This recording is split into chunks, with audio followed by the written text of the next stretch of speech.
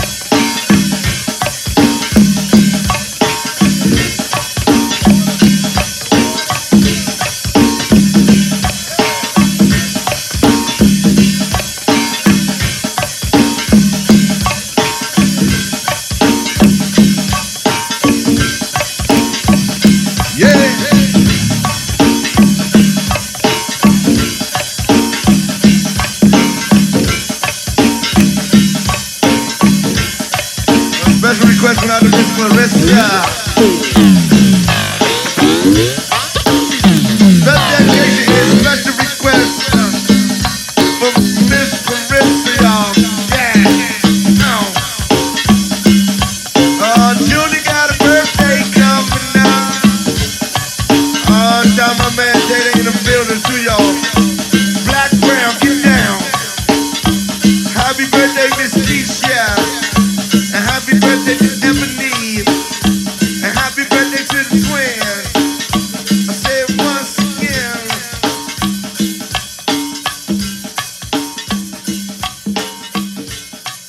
Welcome back. You're tuning into the GoWin Radio Show on GoGo Radio Live, Win DC Radio, all wrapped up in GoWin.media.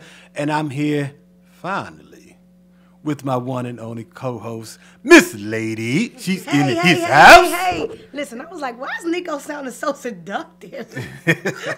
Finally. Yeah, like, goodness gracious. Hey. Who's about to walk through the door?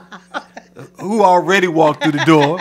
All right. And I can't make no, first of all, I'm a married man, so we're not going to do all of that. Of course. We're going to keep it respectable. But this young lady who just came through the door, not only one of her biggest achievements that I can speak of, that she is with now the premier band in the Washington, D.C. metropolitan area. That is Red Essence.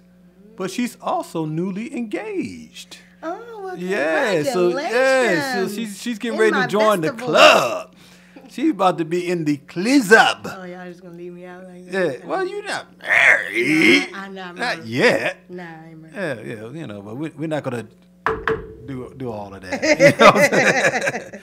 So, but yeah. So we really would like to welcome the one and only Miss Tabria Dixon, who's also GoGo Radio alum in the house. Oh, yeah. And I really appreciate you for coming through, Tabria. Let me tell you something. First of all, let me turn on this mic a little bit. I am very, very happy for you. When I heard, actually, I'm gonna let the cat out the bag. I've known for a couple of weeks that you was going to Rare Essence, because we all family. You know, we find out things right here, and that's what we do here. You know, we get the dip, and one of the key reasons why I have my co-host, Miss Lady, is if I don't know it, she knows it. Oh.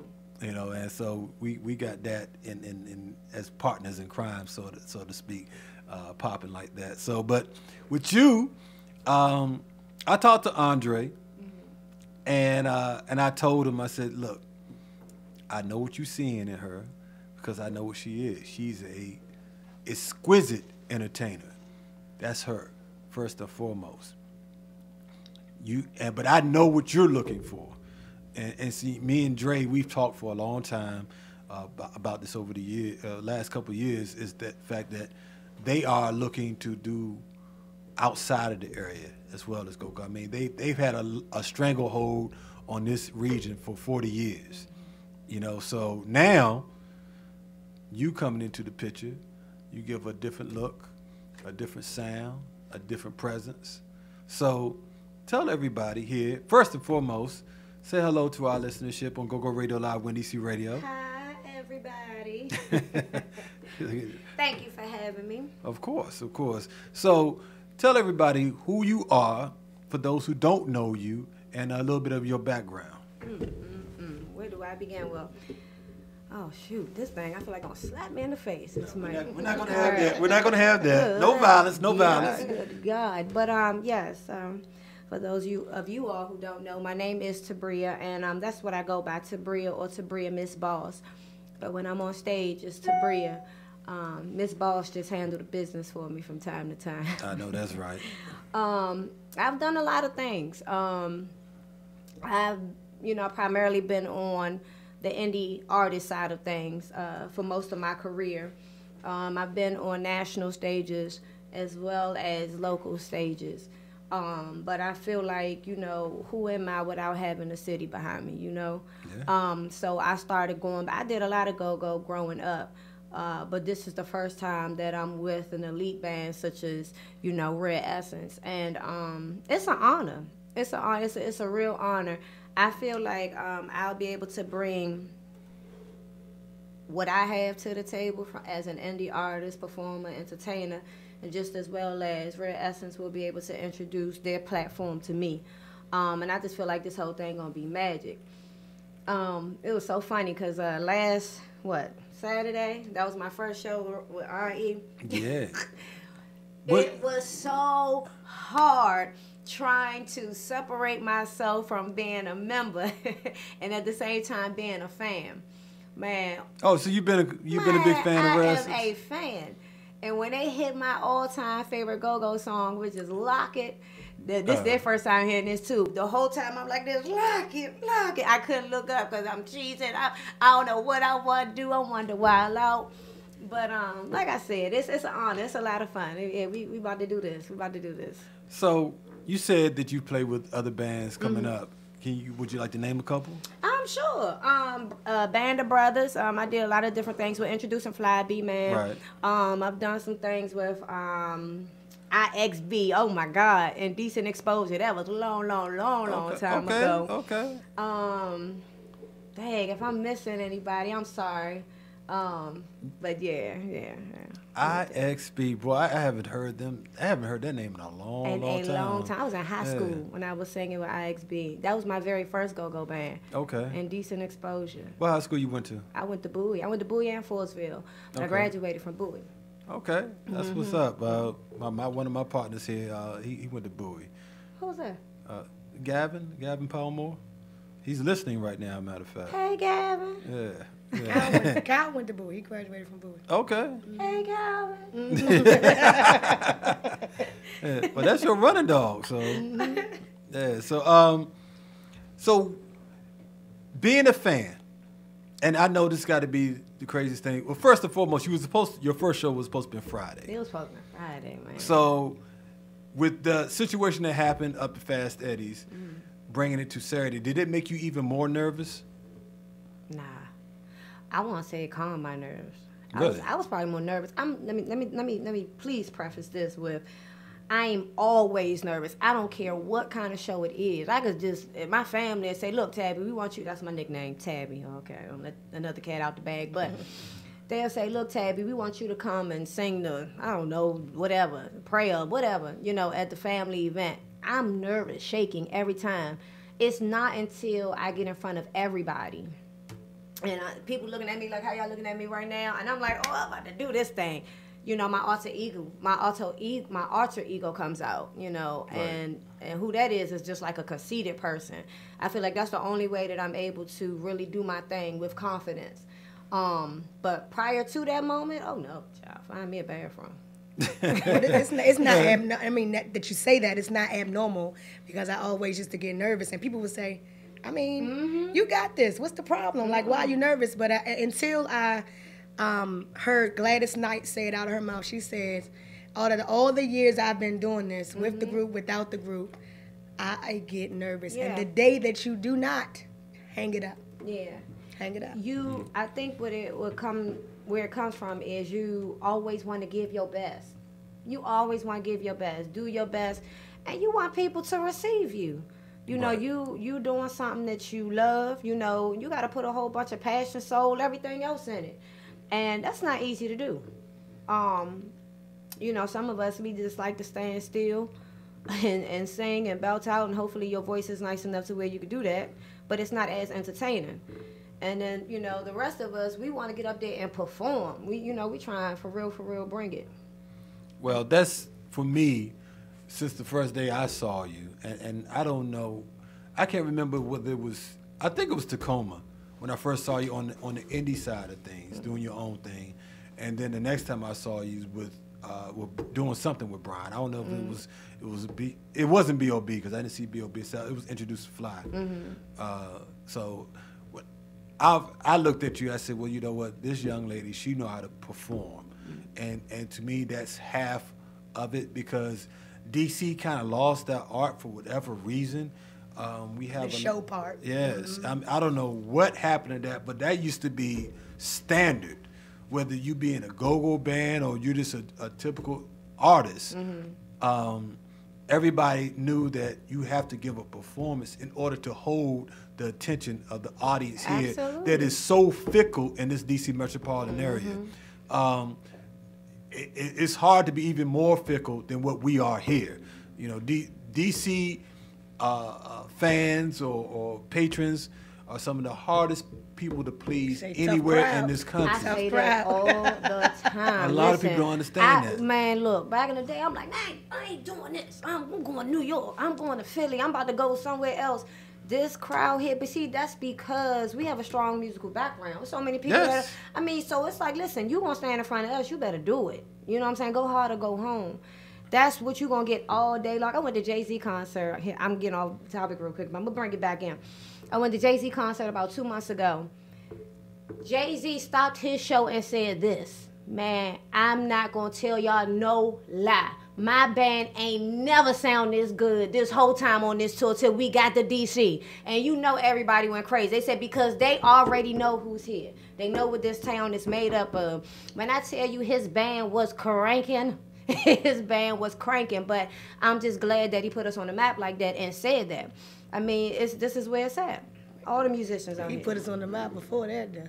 Yeah. Yeah, with his little music, So, with that being because I mean, that's the first thing I picked up on, as far as you being an entertainer. Vocally, I was like, she all right, because, I've been in this game for a very, very long time, so I look for certain things. And the first thing, Excuse me, What? Uncle. Yeah. Palm tree. Yeah. So, but when I heard you, what really grabbed me, and I told you this off air just now, is your recording. Oh yeah. You know, you sound great in the studio, and so we're gonna give everybody a little bit of that. What's so funny?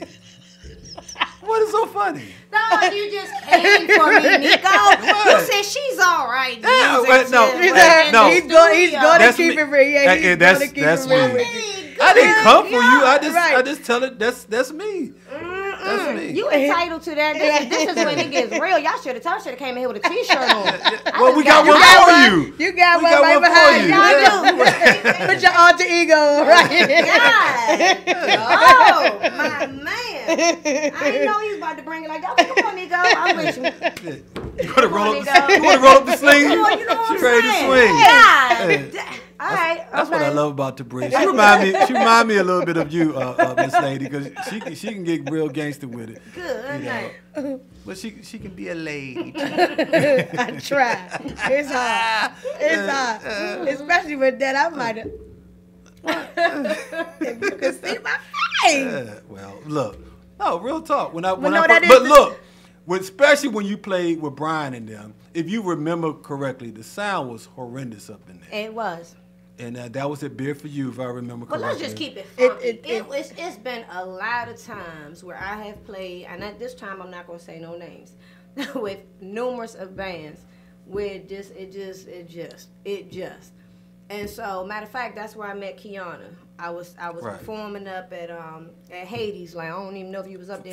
For those of you who don't know Kiana, she was the singer with EU for a period of time. She And sung with Rare Rare Essence. Yeah, Right. she sung Yes, with Rare yeah, that's what I Essence forgot. for a minute.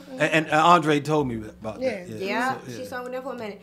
But that's where I met her, and those were her exact words. Listen, who are you? She said, I ain't worried about them. They sound a mess. She said, but you. And from that point on, we've been like this. Oh, so she was talking about EU then. No, she wasn't talking about EU. Okay. Because I wasn't singing with EU. Is that the phone lines? You letting them through already? I'm like, hello, They what hung happened? up. So On the Facebook Live, Danny Yeah. Stewart, when you were saying you're not going to say her name, but Danny Stewart is on Facebook Live, and he said, she played with me when you were mentioning the bands earlier. She was like, she played with me in Conclusion Band. Oh, shoot. Conclusion Band. Wow. Yeah, Now, I haven't even heard of them. I What- can't, what I've was played that? with so many bands. I'm telling you right now, I cannot remember. So let's go back to Kiana. Okay, so Kiana, yeah, that's when I met her. She then put me on with Keith. He played the bass. I did some with Style Band, which is an Okay. agency band. We Right. went on a carnival cruise and did some things with Faith Evans and blah blah blah. Right. Boom. Yeah, Style do get some good gigs. Well, they did. I don't know what they're doing That's now. the one that was up Club Elite. Well, And they that was girl doing sung half with- note Yeah, for they a was long doing time. half- Is that the girl that Yeah. sung with I know Jackie used to sing Jackie with with them. Northeast Brewers Yeah. when they was doing the trying out Right. for Northeast Brewers Right. and all Right. that? Right. Yep. So I did a little something with Style Band. Then after that,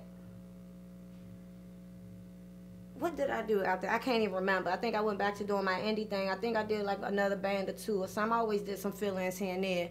But then here I am with RE once again off of Kiana. Well, So, but her exact words were what you said. It was a mess. I mean, let's just, you know what I'm saying? Let's be honest. It was a mess. well, She's let's like, tap into that real quick because Miss Lady and I, we've talked about this numerous occasions. How difficult is it for you to come into a live band setting, especially go-go, and being the type of artist that you are, and sitting there trying to sing over top of loud music and monitors, whether they may be working or not working or wherever the case may be? Okay, now if the monitors is jacked up, you might as well hang it up. You might as well hang it up. Like you might be off. You might everything. Because you can't hear. You can't hear. So that's extremely hard. But if the sound is great, when I was up there with RE, it was loud as hell. But excuse my French. But I heard myself. It was clear, clean, all of that. So there was no mess ups. You mess up, that's on you. You can't really blame that on sound. But when the sound isn't right, ain't no telling what you're gonna sound like to the audience. But sometimes you have to with the sound issues, because I know that one of my favorite grooves with Junkyard is, shut the PAs down. Shut them PAs off. You know what I'm saying? So I think, I don't know where it came from, but I'll be sure to ask. But it might have came from a place where, maybe the power was going in and out one night, and they was having a difficult time. And they was like, well, forget it. They kept playing. So it was like it began a movement. I know, back in the day where it was like the power out, so what? We still gonna play. You know what I'm saying? No Shut them. Now we're gonna do it on purpose. Because, you know what I'm saying, you don't turn this off or the power going out and it's still cranked. At the end of the day, I think what Nico's trying to say, like with Go-Go, if you have 10 shows, 6 of them shows, the sound probably is not going to be right. And 6 is being generous. Right, 6 is being generous. Yes. So it's kind of like it's kind of like you have to condition yourself and be like, this sound not going to be right tonight. Mm-hmm. Well, I never understood why people didn't. Okay, so in other words, I'm just trying to understand where y'all come from. Are you saying, what is the question? Do you have an ear to do, what are you saying? No, the question was, okay, let me rephrase it for you. How difficult is it from you to come from being a studio singer to working with a band on stage? I'm not a that's studio loud? singer. Well, you sung in the studio. Yeah, that's to put down records. Yeah, right. But like I said, I've done a lot of live. That's what I do. I do live performances. Yeah, and that's what I said. That's what I recognize you as a live performer. Right. But behind a band. Well, and like you said, you came from the old go-go circuit, so you have a little background with it. But with the sound issues and trying to sing over certain stuff that's going on during the performance, is it how difficult is it for you at least? Because it's different. Everybody's different. Yeah. Everybody handles it differently. All right, so I'm gonna still stay with what I said originally. I don't like it. I don't know who does. As a singer, I'm gonna say that I don't like it. If the music go out or the sound go out, goddamn, you really can't hear yourself. Excuse me again. My bad, everybody. Daytime, Lord have mercy. I don't like it, but show gotta go on. Right. You know what I'm saying? So at the end of the day, when no power, we can't do this. Let's rock. We gonna do it how we do it. Yeah. Most importantly, I have an ear, so I'll be able to push this thing in. Or if I got my in-ears, then I'm good. We can rock out. We can rock out. All right, so why don't we do this? We're gonna rock out with a single that I liked all 3 that you sent in. Okay. I really did. I was impressed because I had heard something a long time ago that I liked. Brian had played for me a while back. Mm-hmm. This is back when we was on St. Barnabas. Damn. Yeah, that's how long ago it was, and I don't remember what it was. It's been so long. That's probably over 5 years ago. He played that when I was first introduced to you, and so. I listened to this. Oh, okay, there she go. That's what I'm talking about right there. And I was very, very happy to hear that. So our audience is going to hear it right now, and it's called "Feeling Yourself" or "Feel Yourself." All right. So you tune in right now on the GoWin Radio Show on GoGo Radio Live, Win DC Radio, all wrapped up in GoWin.media, coming live from the shops at Iverson. Keep it locked right here. We'll be right back with Miss Tabria Dixon, the brand new singer of Rare Essence.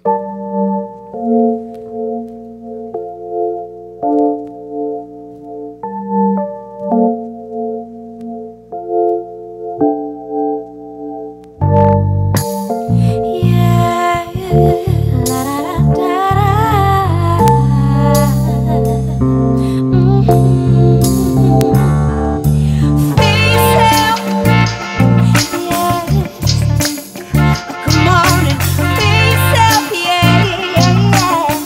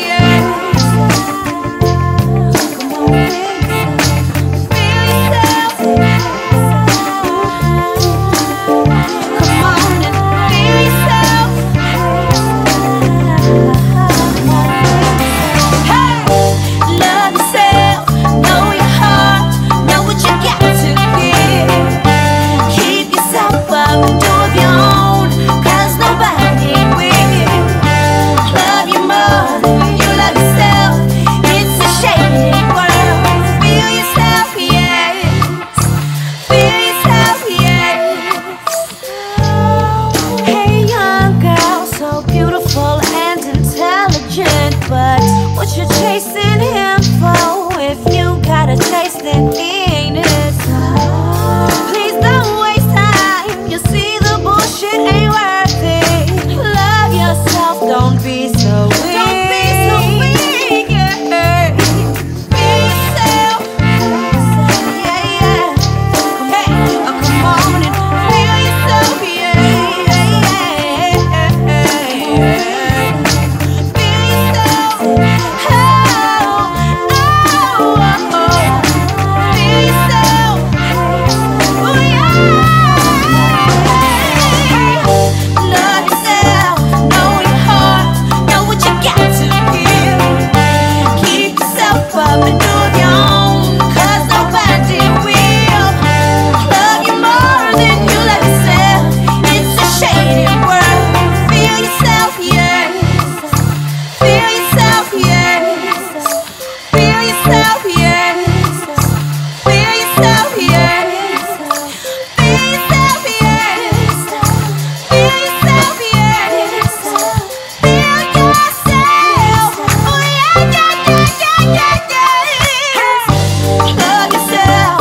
Know your heart. Know what you got to give.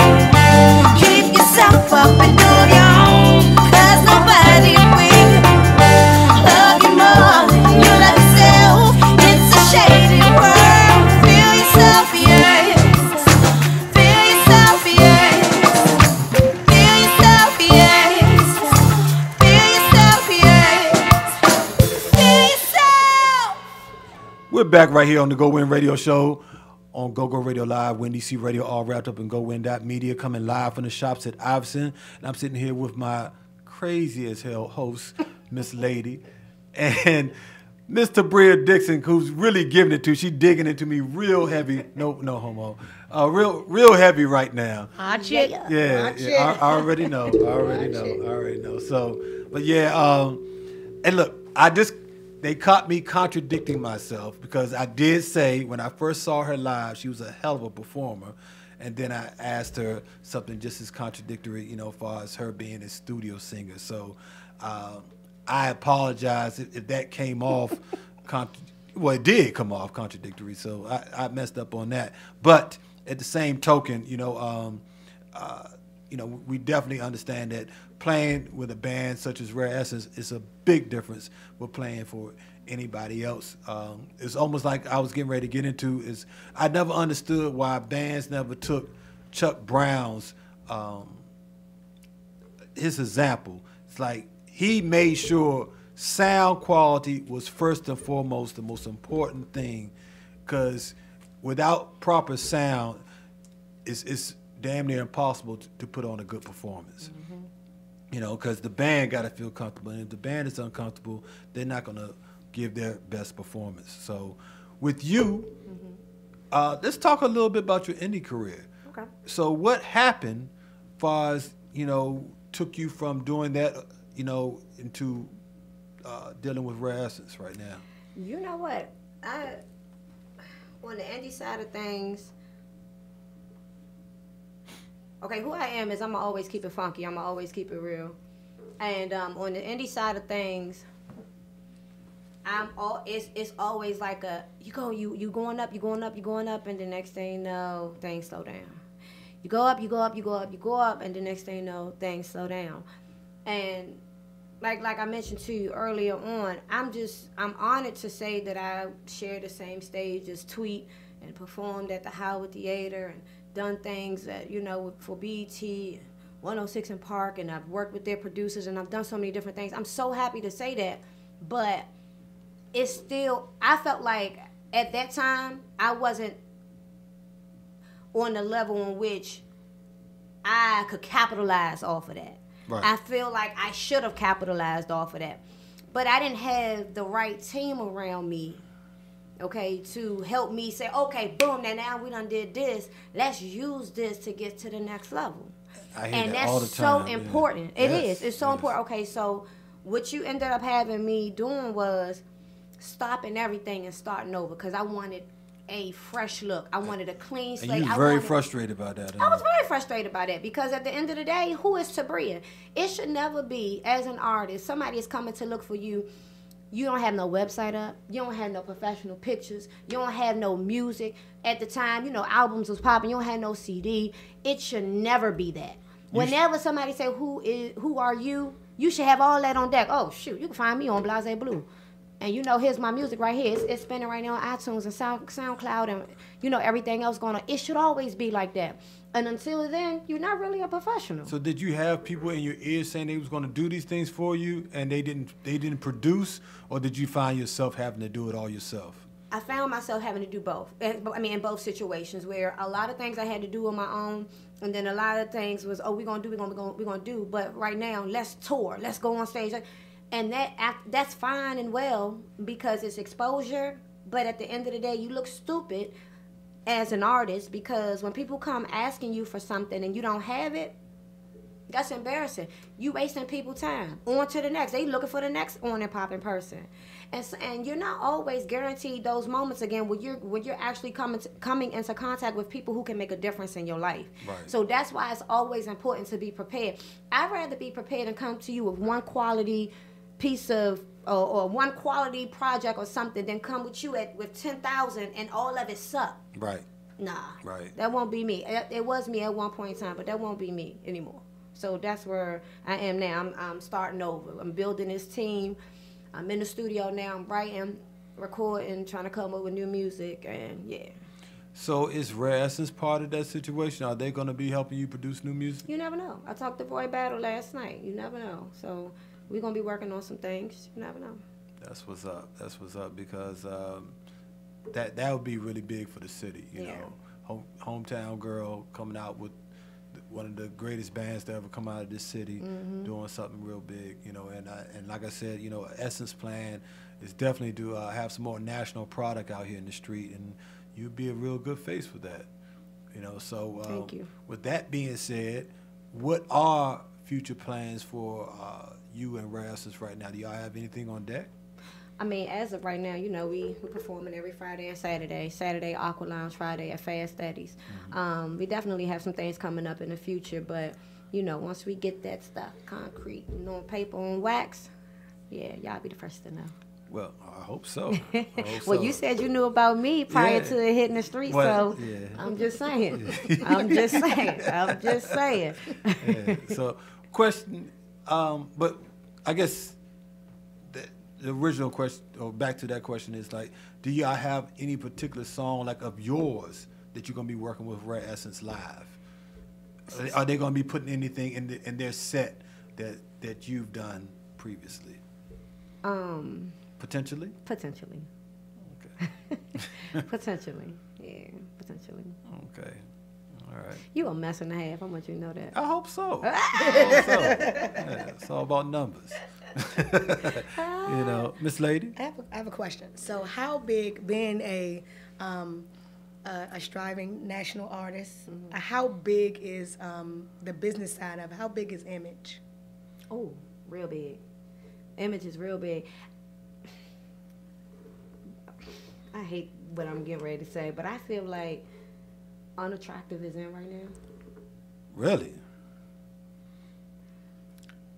I don't know if y'all been paying. Is that a shot at the Migos? I'm just saying. I just feel like everything that we used to think was what. All right, for example, you had to lie about your age. You had to look young. Right. You had to have this smooth and flawless skin and all this. Right. Do you see that anymore? No. The only people you see like that is people who was doing this since then. Beyonce, Rihanna. But other than that, the natural is in. Dark skin is in. Dark skin wasn't a thing. Right. Dark skin is in. Not to say that's a bad thing. I'm just saying everything that was not is right now. Well, that's music though. Everything goes through cycles. So I mean, we had our Black Power era, and when Fight the Power and all of that. So everything goes through cycles. At this time, I'm glad it happened with Black Panther coming out.'re gonna see a lot more of that. Right. You know what I'm saying?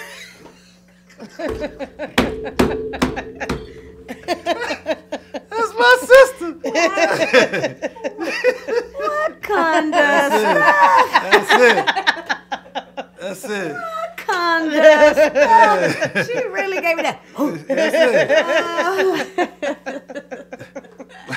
For those of you who have not seen the movie, let me do my DJ Go Dirty see Rico. it, go For see those of you who have not seen the movie, go kill yourself. Right. Shout out to DJ Dirty Rico. Right. You even have Tuesdays where it's $5 all day, and you have like Marlo over here that's $5 no matter what, yeah, no matter what the day is. Exactly. And now I'm not gonna give out my secret. I told you where I'm trying to go. I'm not giving that because I don't want to see a whole bunch of knuckleheads That's what's down wrong there. with us. That's what's wrong with us. Yeah, I can't give That's that what's one wrong with us. because y'all go down there and mess that spot up for me. It's gonna be a problem. It's gonna be not really because the Fed's gonna take care of that situation down there. That's not even a game down there. But no, I mean everything goes through cycles in music and in culture. Right. You know, and so with your particular situation, I'm gonna tell you, talent never goes out. Okay, nah. Either you can do it or you can't do it. It's just a matter. A lot of it's a matter of being in the right place at But the right that's time. what I'm trying to tell you. Let's hang on to that real quick. Talent never goes out. What is talent right now? Let's be honest. Yeah. What is that? What I'm saying is talent is being able to do something so well that you capture the attention of everybody up in this mall. I need to be able to go downstairs in the middle of this mall and whatever I'm doing so viciously that I done captured everybody's attention and somebody said, ooh, I'm about to capitalize off this girl. Well, I think you made mention of it earlier though. A lot of it has to do with your team. Yeah. The team around you and being with the right people to know how to push, because what kind of messed it up for me, I'll give you an example. People used to come see me. I used to be the premier tape man in the D.C. metropolitan area. People came to me. Why? Because I had the best quality sounding tapes out. Okay. All right. When CDs came out, it made everybody a tape man. You know, you didn't need to come see me because it was so accessible, because once you put out one piece, everybody had the same quality. Mm-hmm. When social media jumped, now anybody can be a star now. Mm-hmm. Mm-hmm. You That's know, true. so anybody can jump out with no talent, but if you get enough hits, it become viral. Oh, he's a fool, or whatever the case may be. Right. You know what I'm saying? People are jumping out there on that right now. So, because, for instance, reality TV, you don't need to know how to act. You on TV acting a fool, but you getting ratings. Look at the Kardashians. Talentless. Mm-hmm.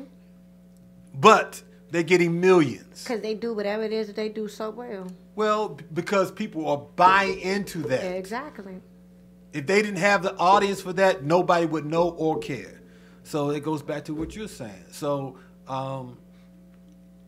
right place, right time. One thing that you being with this great talent of gentlemen that you're with right now is, they, like their song goes, they ain't going nowhere. Mm-hmm. You know, they've been here since day one, and they still holding it down strong. Absolutely. And by you joining with them, that's all it's gonna do is raise your stock. So congratulations on that. Thank you, Nico. We're gonna play another one of your songs for we get you up out of here. Song with no name. Is that the slow song? Nah. I woke up at this one. No. Okay, all right. So we're gonna play that one because I didn't want to close out with you on the slow song. So we're gonna play that one right here. Check it out on the GoWin Radio Show on Go Radio Live, Win DC Radio, all wrapped up in GoWin.media. I'm here with Miss Lady and the one and only Miss Lovely Tabria Dixon. I like how you say Miss Lady. Now that was so nice. Yeah, I gotta be nice too, because I be wanting to punch her sometimes. like I want to dance like this. Right. All right, keep it locked right here, and don't forget to call in for your chance to win tickets to Bug's birthday bash. I got a whole new lineup. Just sent to me by the promoter, Mr. Darryl Brooks. Who's gonna be on this card? You won't believe it. Keep it locked right here on GoWin Radio.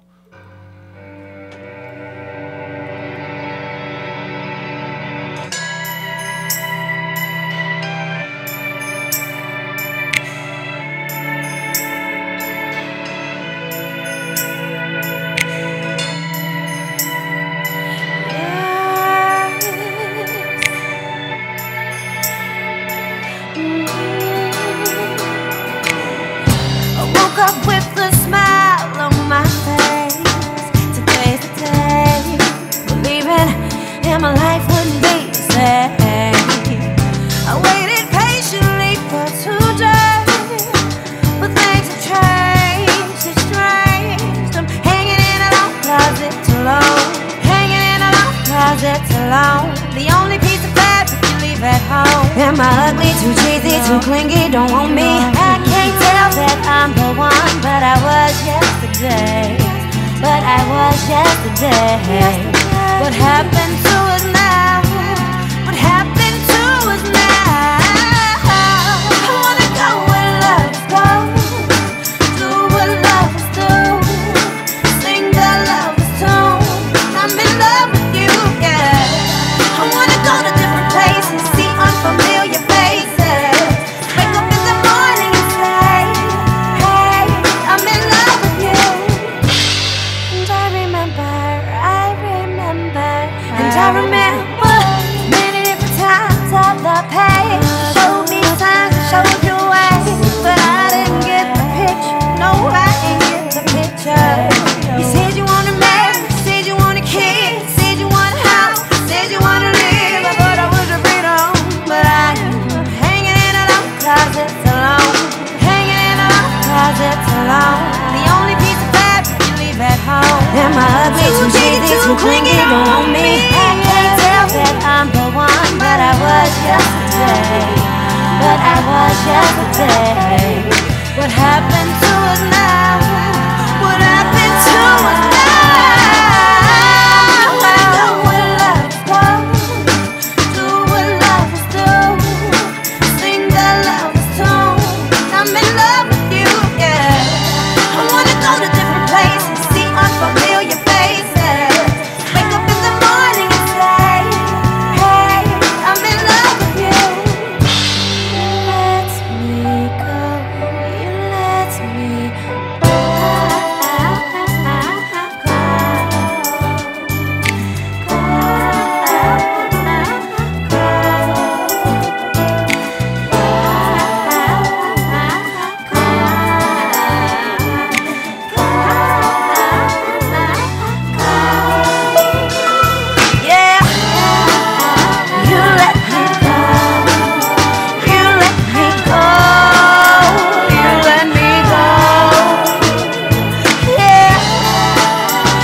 let me go.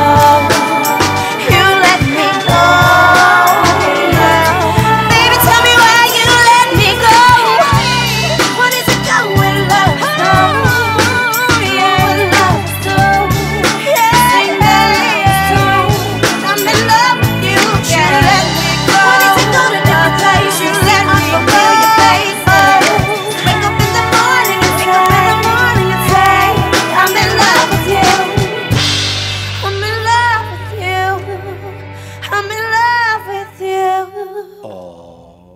How you sung that, girl.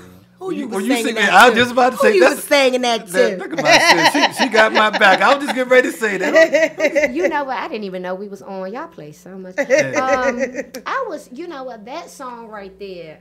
Believe it or not, I was in a very, very, very hurt place when I wrote that song. Sometimes the best music come like that. Oh yeah, I think most of the time. Mm-hmm. Most of the time, you know how you can see an artist and you say, oh, they in love. Mm. Like Jill Scott's first album. Yeah.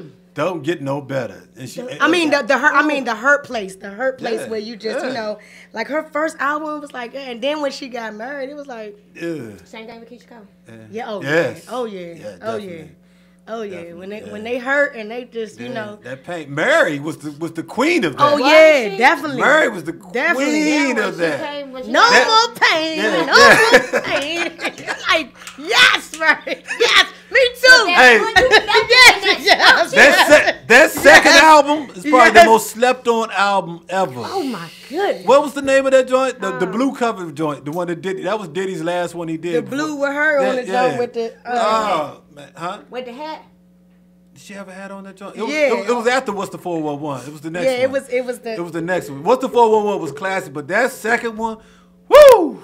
Boy, you felt every single song Yes, like you did. like Yes, you you was did. in there with, and then the other joint with 7 on it, 7 days. Yes, yes, yeah, yes, yes, that yes, joint yes. right there. I'm telling you, when she's. But back to you. Back to The you. joint, Yeah. the Monday. Yeah, that joint right there. Yeah. They had a dude singing it. They're like, you know what? Yeah. Me too, Mary. Yeah. That was the Me Too album. That's Me right. too. That's right. Hey, ladies, you did not start that. Mary started that back in the day. That's right. Miss Lady done stamped it. And had it all locked. Now, but real talk. So you was going through a certain place. Yeah, I was in a very, very hurt situation. I was bitter. I wasn't even bitter on that song. I just was, oh, my bad. I wasn't bitter on that song. I was just sad.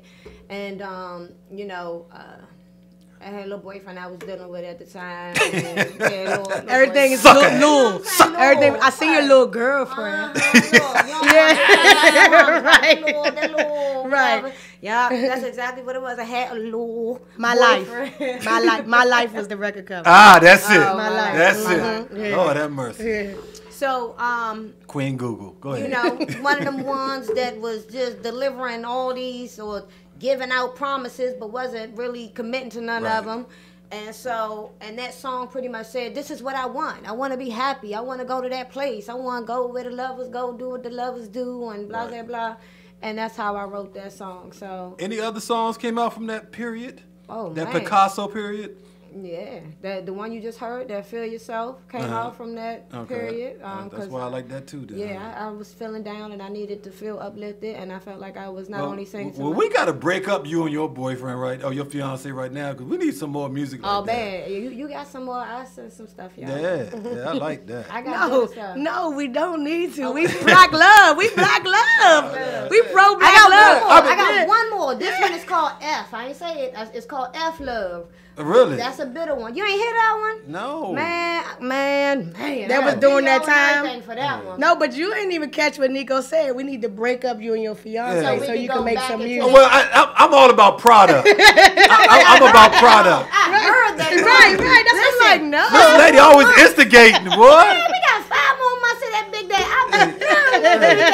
Hey, look, and don't have him coming up in here like, look here, Slim. Hey. I done heard. Right. Hey, look, what bro. you said. Hey, look, I'm about the music. I'm about the music. I ain't got nothing to do with the rest And of that's it. and that's the thing about it, to backtrack a little bit about the music. And I think that's on the national level. Most people are about the music and they don't care about your personal life. Just like you said, you lie about your age, your relationship status. That's another one. That's If what you- make empire. If you've Listen, ever when I seen the got Montel Williams story, what's the Montel Jordan? Okay. Did you know he was married? Right. He was married? I'm sorry. I heard Forever. He's been married Yeah. since the beginning. I heard he was a straight hoe on the road. He's been, but he was but he married. was married since the beginning, and his Wow. wife used to be his manager, and Wow. they kind of like his management was like, no, that's not good.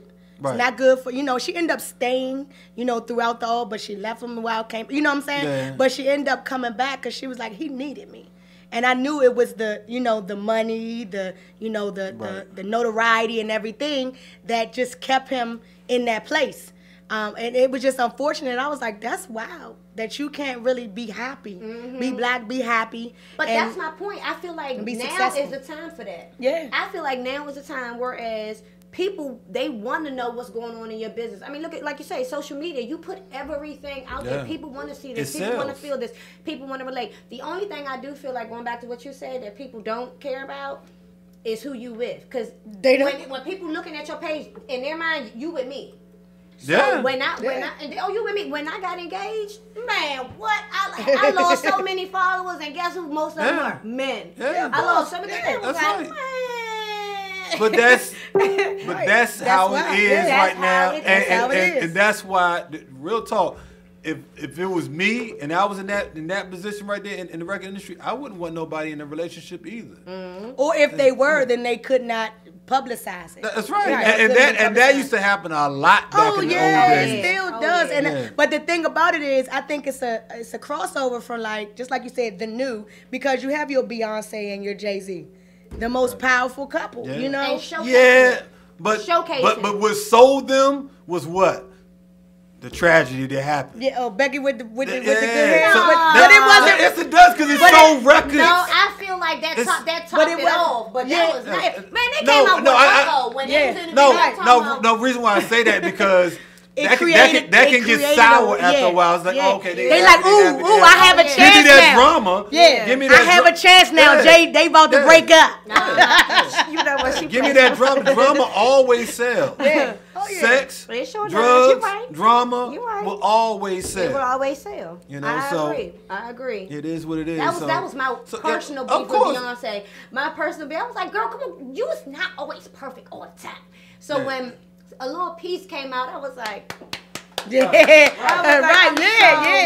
I was like, you Girl, gotta you be gonna real. get that beehive on your Right. line. Do not, I know. Right. do not. You want to see a chink in that armor. You want to see a chink in that armor. I love Beyonce. Yeah, I yeah. like every But album, everybody- But you want to know she's But I human. just- That's all right. I was Yeah. saying. That's right. I was even disappointed with the first pregnancy. I was like, no, we wanted to see. But guess what? When she was pregnant with them twins, we saw big belly everywhere. Mm-hmm. Yeah. We didn't see that the first time. We just saw like, hey, y'all, I'm pregnant, and then boom, baby was born. So, you know, Block people off was the whole que- wing in the hospital. Yeah, so everybody was like, well, is this real? Like, because you know, in real life, that don't, I mean, because when I had my baby, everybody knew it for them 10 months when I was pregnant. So Right. what happened to you?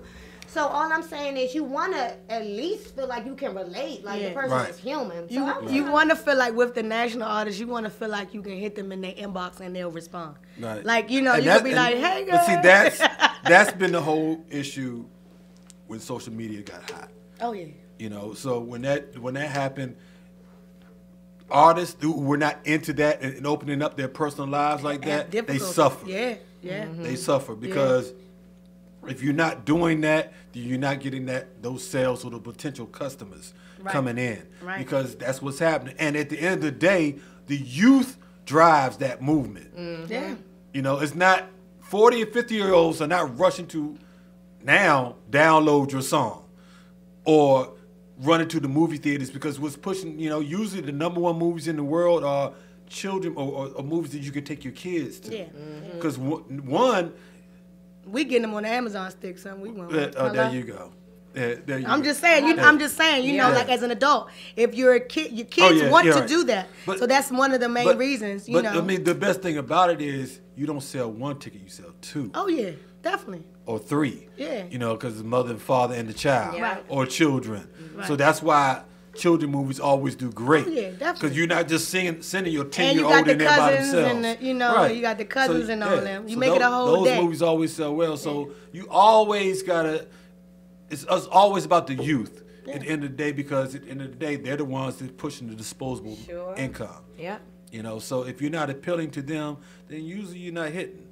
The babies are the best promoters ever. Good Oh, yeah. God Yeah. Almighty. Yeah, if you can Brandon, get all with that. them, if you can get with them something catchy or you know that even with music, and I tell someone I know, I just always say, you gotta get something catchy, something Yeah. that they'll relate to, even if it's gonna like hurt you. I on the way here, because I was late. Okay. We know. So yeah, see, that's me. On the way here, I was listening to the show, and he played a song, Frank Lucas, Mo. Right. Yeah. Kill Mo. It was the best song I heard all day. What song is this? Kill Right, Mo. I've never heard it, and what he said in the beginning is what I say all the time when I talk to people that rap or sing, and I say he said this about to be the craziest song I have ever wrote. Yeah. And the song is crazy, but it is so catchy. Yeah. It's so catchy. You might have to play it again, Nigo, Oh, so to we break might. your head. It's so catchy, and it's like I'm from the DMV, Kill Mo, on mothers. It's using all the slang, and you like, what is you talking about? yeah, all the and then you DMV say, slang. wait a minute, I don't even talk like that. But the song makes you talk like that. Yeah, Frank. Crank Luke is a wild cat. He's a really He goes He's back. a yeah. Crank producer. Lucas. Yeah. Oh, okay. Yeah, and I was just. he's more known as a producer, and he just started Okay. performing. Then he Okay. started doing. I These, can tell. He started doing these YouTube clips that Okay. was going viral. Was it last year? Or year before last? Wow. Year before last, and that really just boosted him. Yeah, you got to get something catchy because Yeah. it's so faddish. And what's wild about it, a lot of times the little children nursery rhyme type of pieces is what always resonates. Yes, because my daughter was singing. I'll be like, that's old. Nah, that's Jacquees. Yeah. I'll be like, I know you want to run. I was like, that ain't his song. Right. You know what I'm saying? I'm like, that's Jacquees, Ma. What you know about that? Nothing. Because that's not his. Not his song. You know? So, look, we're getting ready for our next guest coming up, and we got a whole lot to talk about with this brother right here. And we talking about the one and only, our pastor, your pastor, everyone's pastor, Reverend Tony Lee from the Community of Hope AME Church right here at the lower level of the shops at Iverson Mall. So keep it locked right here. You know what? And since Miss Lady asked for it, we're gonna bring it back after these commercial breaks. We're gonna bring back Kill Mo for our lovely co-host. You gonna sit in with us? Can you hang in? Yep. All right, cool. And so we're gonna bring that back for her. And keep it locked right here. And don't forget, we are still giving away those tickets for BU's birthday bash at the Fillmore this coming Saturday. And let me give you the list. No, when we come back, no, I'll give it to you now. I'll give it to you now while I got a hot minute before we go into commercial break. So, BU Bugs, for those you don't know, and I called him the GOAT. Yes, I'm the one that gave him that nickname. We're going to talk about that more on Thursday when he comes in. Is the greatest lead talker ever that happened to go. And I say that from my personal point of view. Yes, I grew up in Funk and Benny and all of that, but BU is the one that birthed this whole new generation that's out here right now, and that's hard to do. So his birthday bash is going to be this Saturday at the Fillmore. Doors open at 8 o'clock, hosted by the one and only Go Radio Alive alumni, Billy the Kid, DJ by this brother's brother, WPGC's DJ Flex. All right, and special guest coming up in the house. Got opening up the Fix Band, along with Scooby and Miss Kim. And Sugar Bear is going to be in the house as well, doing his set with JYB. So this is an event. Trust and believe me, when you hear me, you do not want to miss this event. You want to call in, get your tickets, 240-389-3397 right here. If you don't call in and get your tickets, I will see you. Well, I won't see you at the door, but you'll be working hard to get up in there. We got you VIP style right here. Keep it locked right here on the GoWin Radio Show. Go Radio Live, Win DC Radio, all wrapped up in GoWin.media. Looking for a new look? Check out Hair Academy 2 in the shops at Iverson, Hillcrest Heights, Maryland. You'll get quality services done by developing stylists and barbers. Senior discounts offered weekly and free barbershop services available when you present a flyer. Chemical treatments are also available. Call 301-899-9100 for hours of operation. Hair Academy 2 in the shops at Iverson, 3705 Branch Avenue, Suite 1010, lower level, Hillcrest Heights. A new look is waiting for you at Hair Academy 2.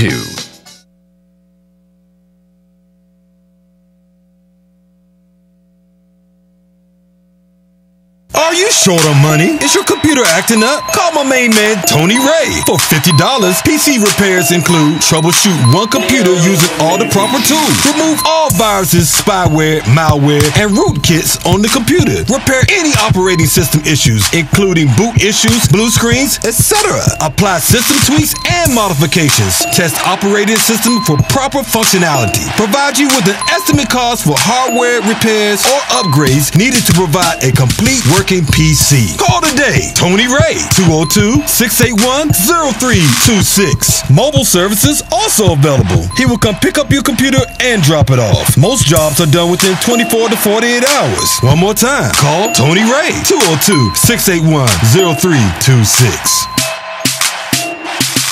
What's up, family? This is Reverend Tony Lee, the pastor of Community of Hope AME Church, lower level of the Iverson Mall, and I want to welcome you and tell you to come and join me, Community of Hope, each and every Sunday morning, 8 a.m., 10 a.m., 12 noon. That's right, 8 a.m., 10 a.m., 12 noon, lower level of the Iverson Mall.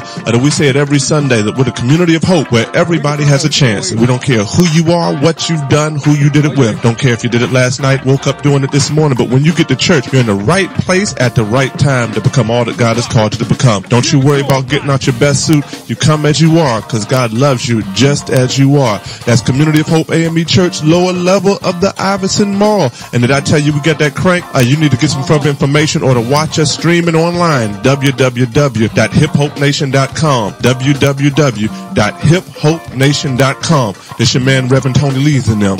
All right, I'll holler, and I'll see you there. This is... Oh yeah, it's me in the mix every Saturday, 2 to 4 p.m.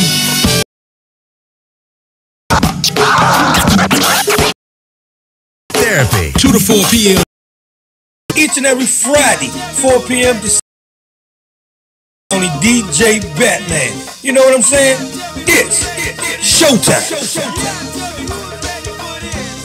Including lost profit damages arising from your use of their website. I like about to be one of my dumbest songs ever.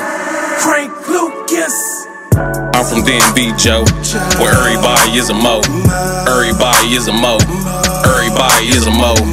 Dashiki hoodie flow. Helly Hansen and some foams. Broke Bama nice clothes. Back for change in front of stoves. U Street beat a mauve. Thank God Uber drove. Shawty need her hair done. Her weave expired, it's a wove. I'm from DMV, Joe, where everybody is a mo. Everybody is a mo. Everybody is a mo. I'm from DMV, Joe, where everybody wanna rap. Women, brothers, everybody trying to trap. Brothers try to trap bugs. Women try to trap thugs. I'm just trying to trap a cat with a house good credit and her cousin is the plug. The cost of living smoke methamphetamine. That is high. Life insurance is $1. Brothers go funny when they die. I'm from DMV, Joe, where everybody is a mo. Libras marry they girl the same day they propose. Mumble sauce in a bowl. Bounce beat go go. You ain't really a rapper without a video with Ben's Chili Bowl. Cologne man be hustling. Bootlegger be trapping. Had the eclipse on DVD 2 days before the eclipse happened. I'm from DMV, Joe, where everybody is a mo. Everybody is a mo. Everybody is a mo. Dashiki hoodie flow. Helly Hansen and some foams. Broke Bama nice clothes. Back for change in front of stoves. U Street beat a mauve. Thank God Uber drove. Shawty need her hair done. Her weave expired, it's a wove. I'm from DMV, Joe, where everybody is a mo. Everybody is a mo. Everybody is a mo. I'm from DMV, Joe, where DC is gentrified. White folks jogging across the street. We cooking fish on this side. These girls got too much pride. Ignore you when you say hi. Well, screw you, lady. You ugly anyway. Lies. Grown ass man cry. I just really wonder why they do the most for complaining. Yeah, but did you die? Freshman meet them a ratchet. One who lives in the gutter. Go to her house with a flip phone and a switchblade, but no rubbers. I'm from Prince George's County, hoop capital of the country. I should've balled when I was younger. I'd have way more money. Rush Hour ain't a movie. Our rush hours be tragic. If they change the Redskins' name, call it the Washington Traffic. I'm from DMV, Joe, where everybody is a mo. Everybody is a mo. Everybody is a mo. Dashiki hoodie flow. Helly Hansen and some foams.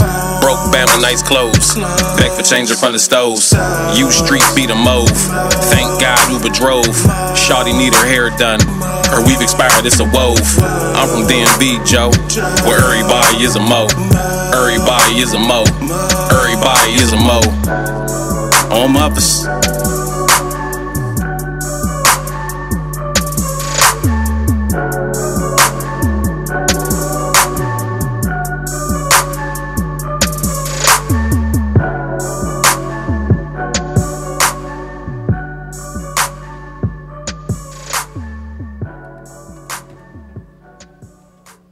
Welcome back to the GoWin Radio Show. You're tuned in with me, your host, Nico the Go-Gologist, and I'm here with my one and only crazy as heck co-host, Miss Lady.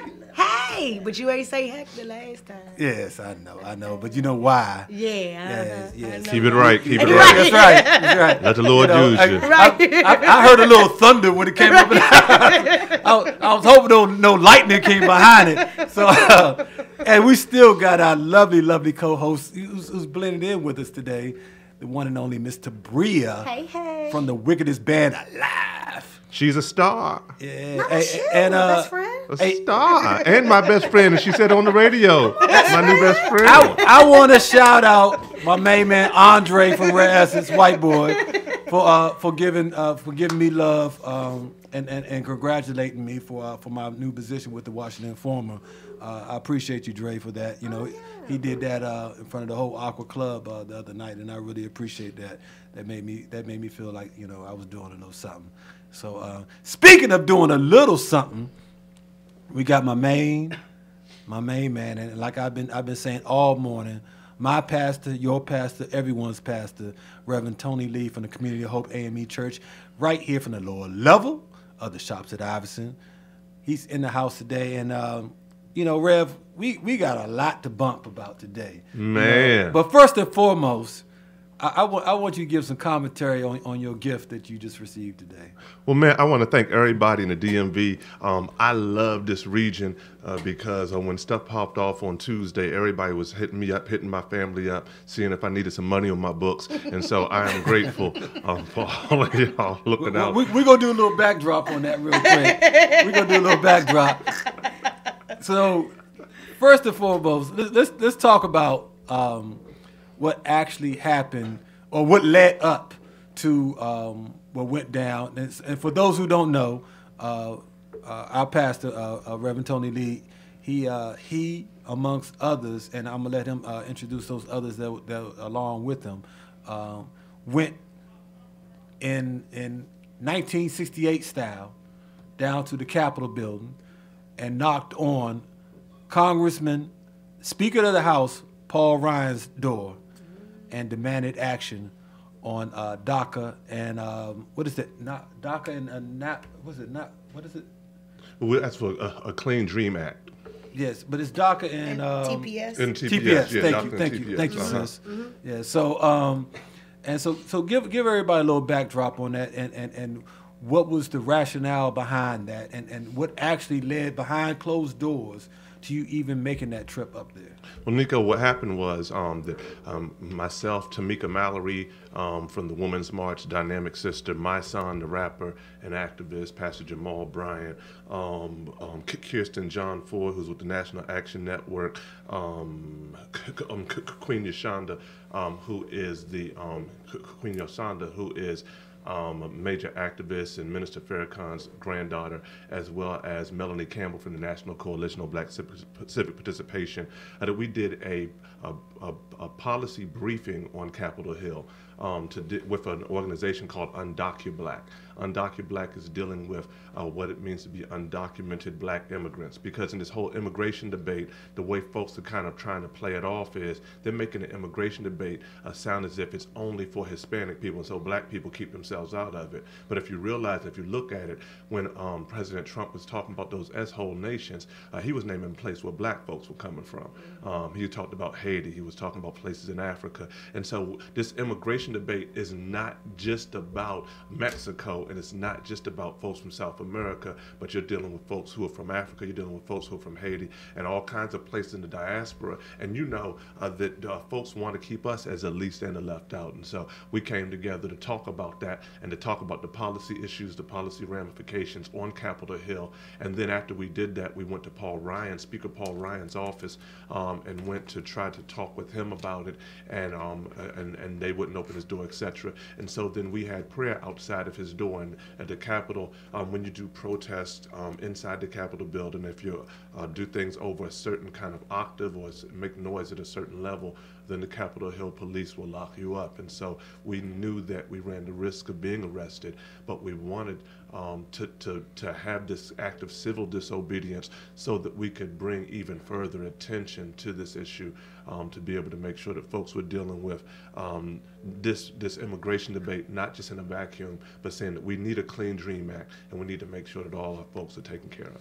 Well, with all that being said, did anybody reach out back to you from Mr. Ryan's office after this situation, and at least trying to rectify what was going on? No, we haven't heard from Speaker Ryan's office. We haven't heard from much of anybody up on that side. But the good thing is that we have heard from a lot of folks who really had not been paying attention to the issue as much, who've been reaching out and who've been trying to become informed. If folks want to get informed, they can go to undocublack.com, undocublack, DOCU black.com. There's a lot of information there to help to get yourself informed. I'll admit that I wasn't the most informed about the situation. I knew it. I knew the play. I knew the run. But I wasn't as informed about how many black folks in America were dealing with and grappling with, and in the crosshairs on this as well. Because what we're looking at is an ethnic purge in America. What we're looking at is the fact is that they're saying by 2050 that America will become a majority minority nation. How soon again? By 2050. Okay. By 2050, the America will be a majority minority nation. In other words, there will be more brown people than white folks.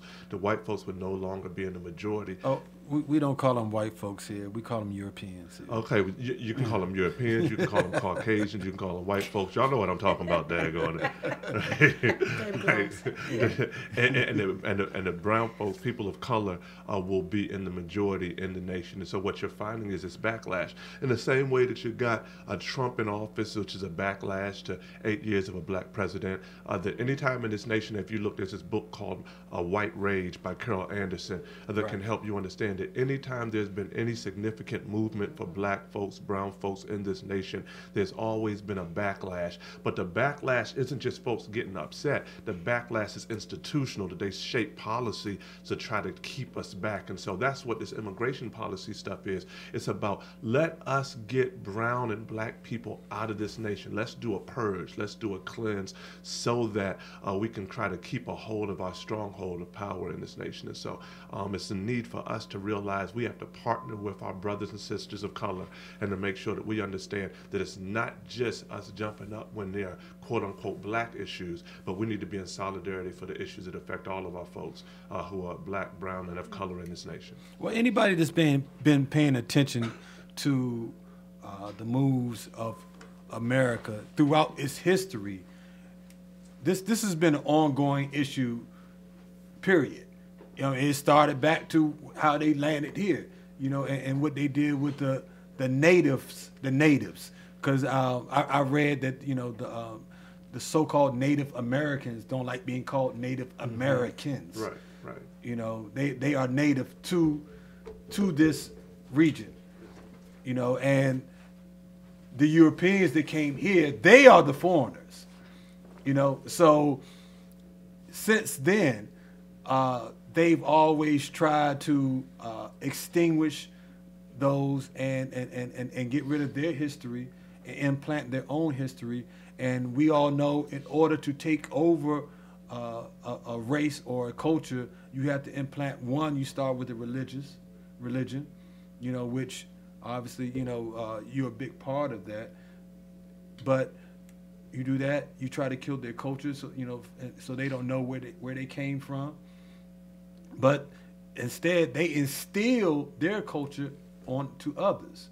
So this has been America's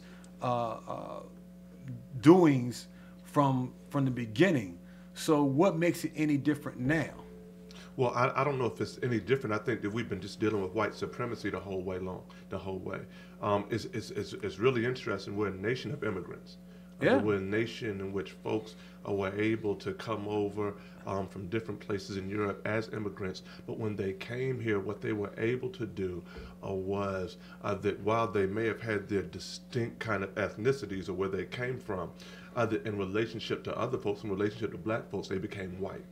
And so whiteness, and so that's why we talk about white supremacy and whiteness, is that they were able to come together under this kind of banner in which they merged themselves and were able to kind of line up in a way at the detriment of other folks, of detriment of anyone else.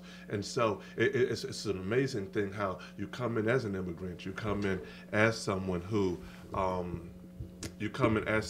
is not indigenous to this area, but yet you claim it as your own, and now you want to kick out anybody else who seems to be an immigrant to this area. But it really is about white power, and we have to call it for what it is. That's why if you look at President Trump won the election and was able to raise up this huge base of folks because he talked about making America great again.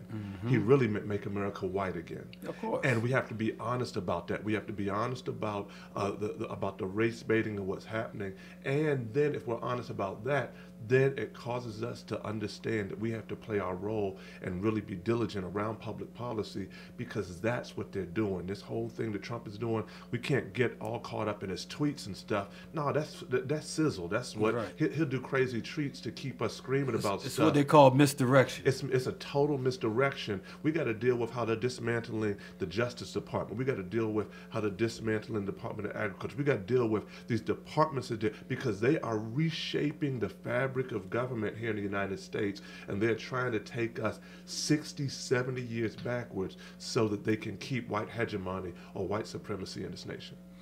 Well, with that being on the table,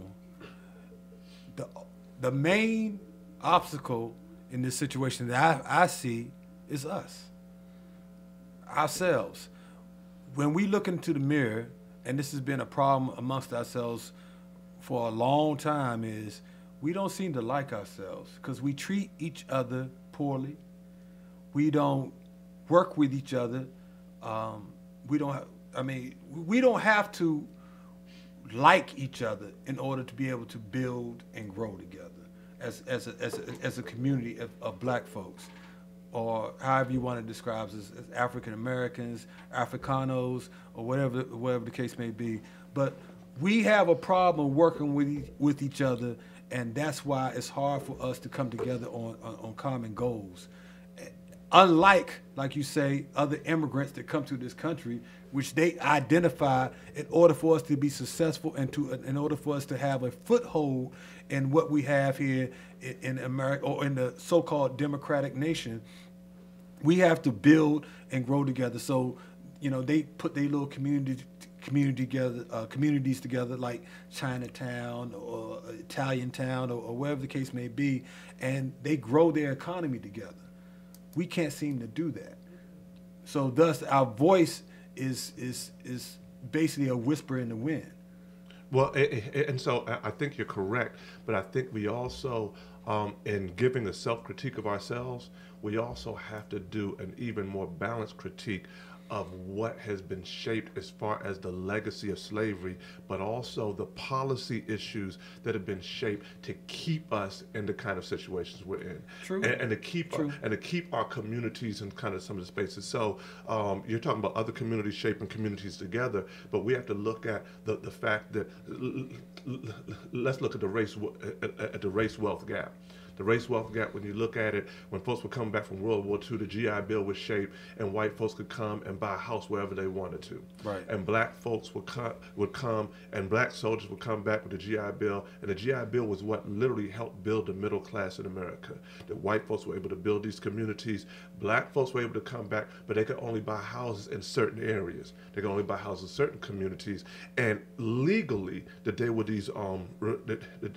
these housing covenants set up, that black folks couldn't buy houses in certain areas. Well, then what happens? That white folks can buy houses in certain areas, and then the value of those houses go up. Black folks are only pushed into certain areas, and the value of those houses will go down, and government services are stripped out of those communities. And so then you're watching this kind of self-fulfilling prophecy. So yes, I do believe that we have to, if we're in a sinking boat, then everybody got to work together to bail out the boat. That's exactly my point. If we're in a burning house, that I don't care how, I don't care if you light skinned, dark skinned, tall, skinny, fat, whatever. All of us got to come together to make sure that we get out of that burning house. All of us got to do what we can do to put out the fire. And so that's what we have to do. But I think that sometimes we talk about it in a way in which we give ourselves a critique, but we're not allowing ourselves to get hip to the game enough to say, even when we come together, we still got to fight this policy stuff, because this policy stuff is eating at us, or it's tearing us down, and it's tearing down this foundation that's allowing us to be able to even have a level playing field. And so I think there's a need for us to come together, but not just to come together marching, but to come together fighting on policy, to come together and really be just come together around wealth building. Like, we got to get our money right. Right. Like we can't wait for other people to finance our revolution. We got to get our money right. We got to support each other. We got to lift up each other. But in doing that, we have to look at some of the policies that are shaped that are trying to keep us from working together with each other, because they're trying to give us, trying to make us fight each other for this little sliver of the pie. And we got to understand we got way more of the pie. We just got to stop buying. We got to stop spending our pie on red bottoms and on rims and on PS3s. So you see what I'm saying? Yeah. And at some point, we have to make the point. sacrifices to be able to understand there are things we have to do in this season to be able to fight, so our people can be better along the way. And So- I wanted to add to how. Okay, I got to add to you. You got some fabulous fashion happening right now. She is wearing a Free Rev Lee shirt. That joint blew. I walked up into here and she had a Free Reverend Lee shirt on. You just made my life. I am sending pictures of this to my mama, to my cousin and them. And let me be, and this will not be my most spiritual moment, but I'm sending pictures of that shirt to every woman that broke up with me. All my exes that said I would never amount to nothing. I told y'all I would be somebody at some point in my life. And I'm sending these joints, I'm sending a text of the picture of you wearing that shirt to everybody that said I wasn't going to be nobody. 'Cause mama, I done made it. Dang, nabbit, I told you. Just stick with me a little while. I told you, stick with me a little while. I'm a hashtag. I was going to be all right. Y'all gave up too early. You gave up too quick. To piggyback off what Reverend Lee said and what Nico said, the togetherness. I think that a lot of the immigrants that do come here that are of color, and you say we don't get along, they tend to have a perception that's built by the Europeans that we are spoiled, we are lazy, we don't want to work for anything. So when they come here, they like, well, yeah, we might be the same color, but I don't like you guys because based upon like I was born there, you were born here, I didn't, so it's kind of a hate thing already based on the perception of what we are. But when they get here, like I had to work for things. Just because I didn't have to go through the things that your family did does not mean we're not brother and sister. Does not mean we're not together in this. And on the business side of things, when it comes to black businesses and things of that nature, and why we can't stick together versus the Vietnamese and the Chinese, breaking it down, money issues. When you have a business, for instance, a carryout, you have the suppliers that will supply the Chinese people with their chicken. They deal everything with their people. Right. We cannot get the same deal on chicken. Like your 3-piece in the carryout is gonna be $3.25. If you come to my spot, that's gonna be like $6.75. Yeah. Because I don't have a supplier. I don't have, I don't. So you figure that's the reason why we outprice ourselves? Yes, because we can't. Like even your black-owned beauty supply stores, we can't. We don't have the supplies. We don't have the people in place at the manufacturers. We're not manufacturing the things, so we're not making them. Their people are making these things. They making the hair. They sewing it together. So when we get it, we end up buying from them.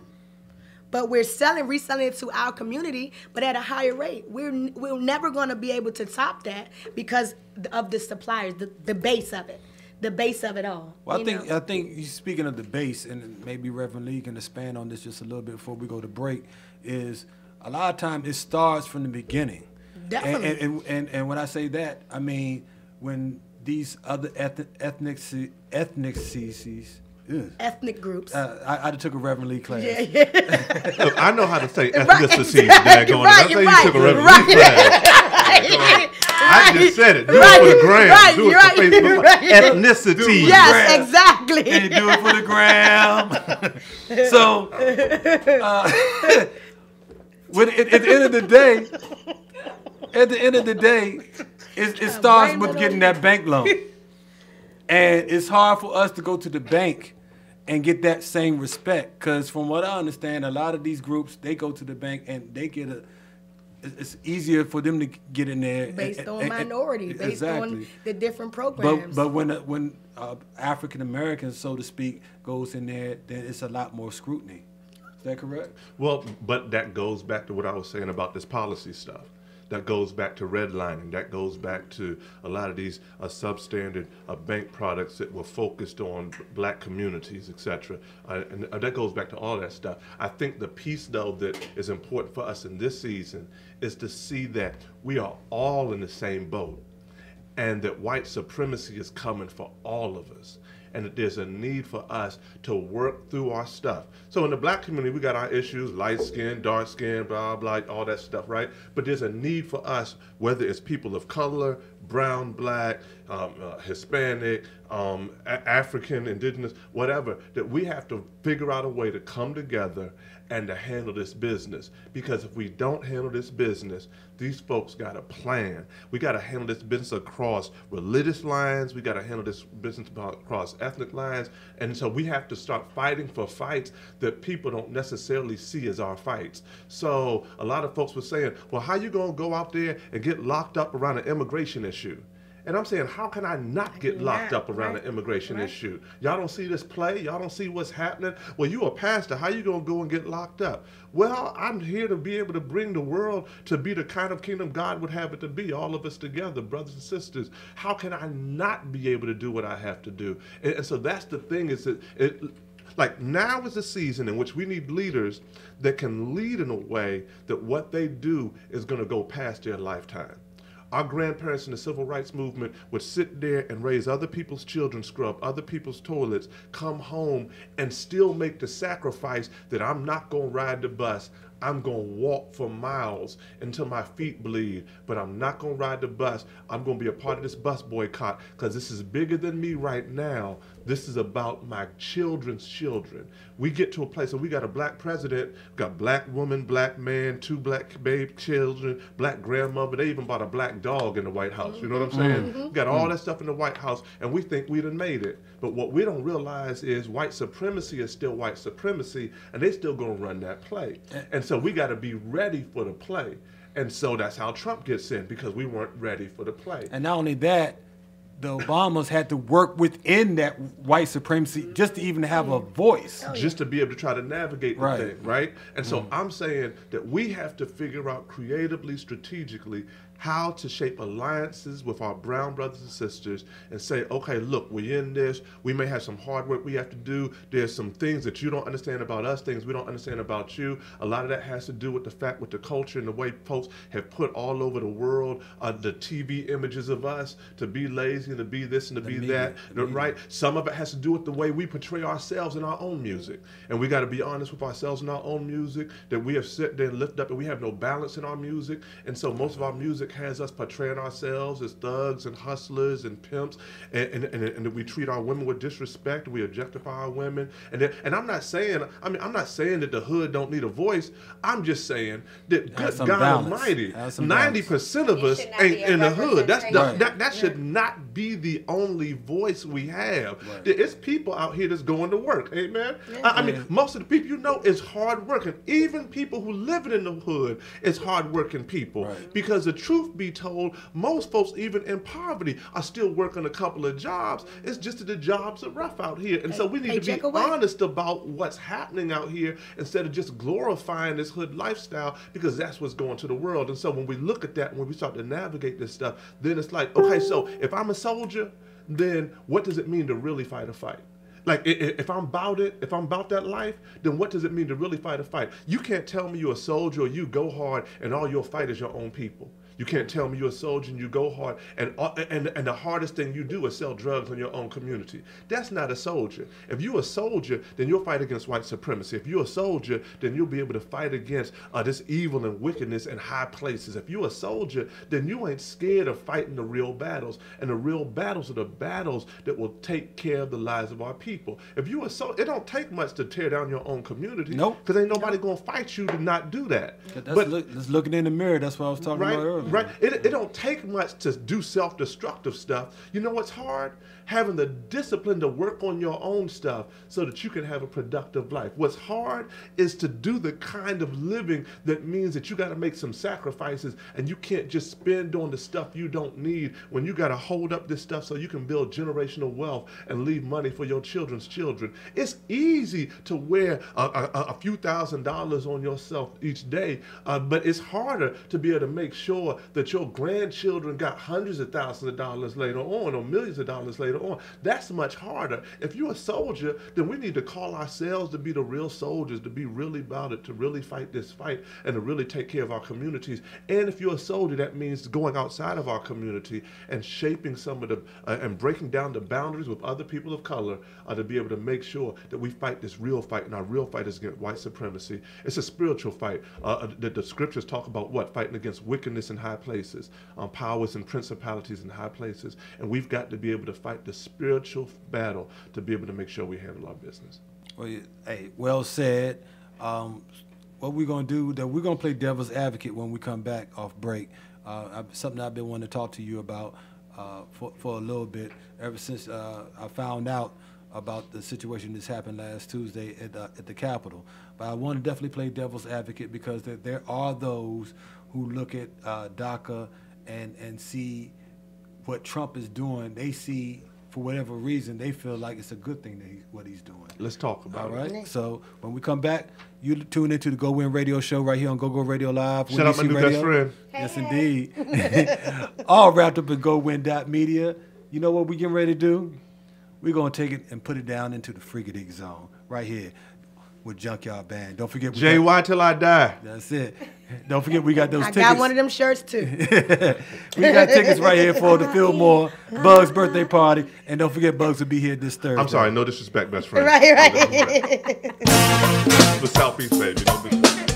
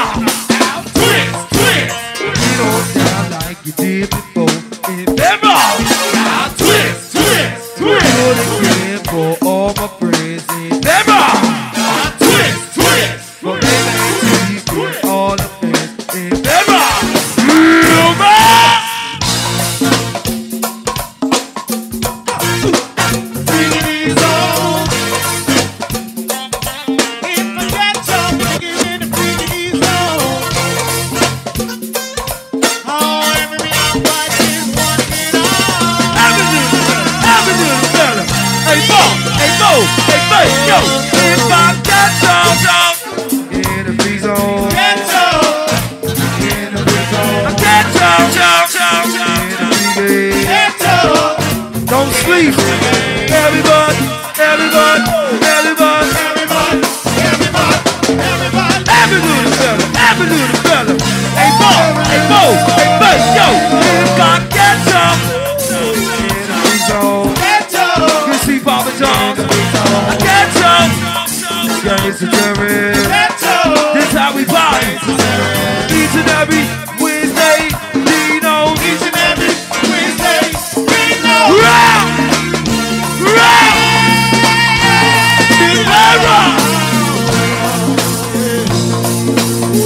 Yo, because it's time to go-go. Oh, showtime.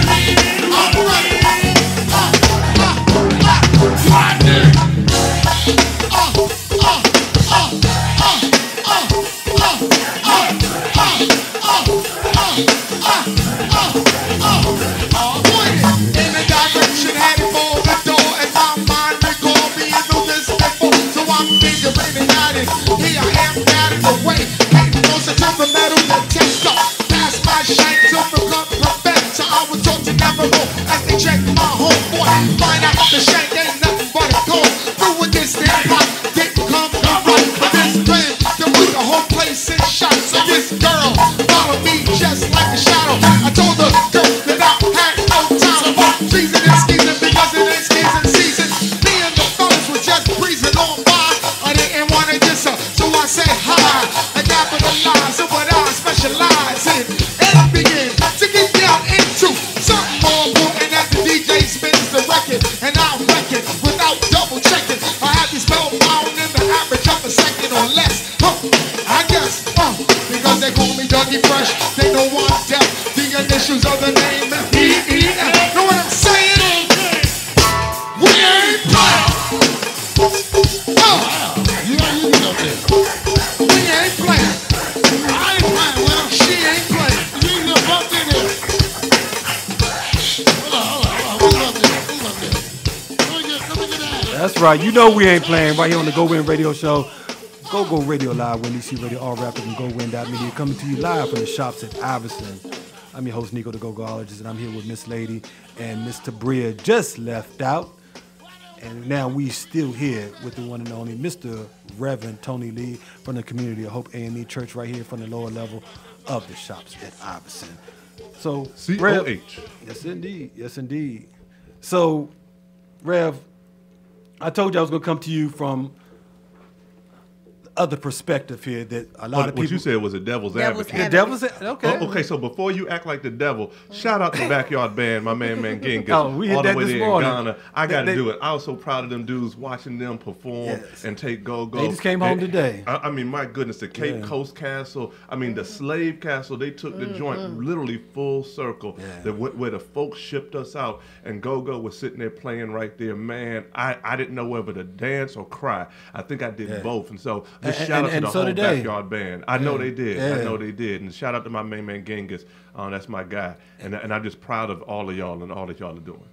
Yes, indeed. And we got a surprise coming up, considering that with that situation. So we should be having something real special here in as far as interview style with them. Oh, that's excellent. That's what's up. Yeah. So we got that already lined up right here. So Backyard in Wakanda.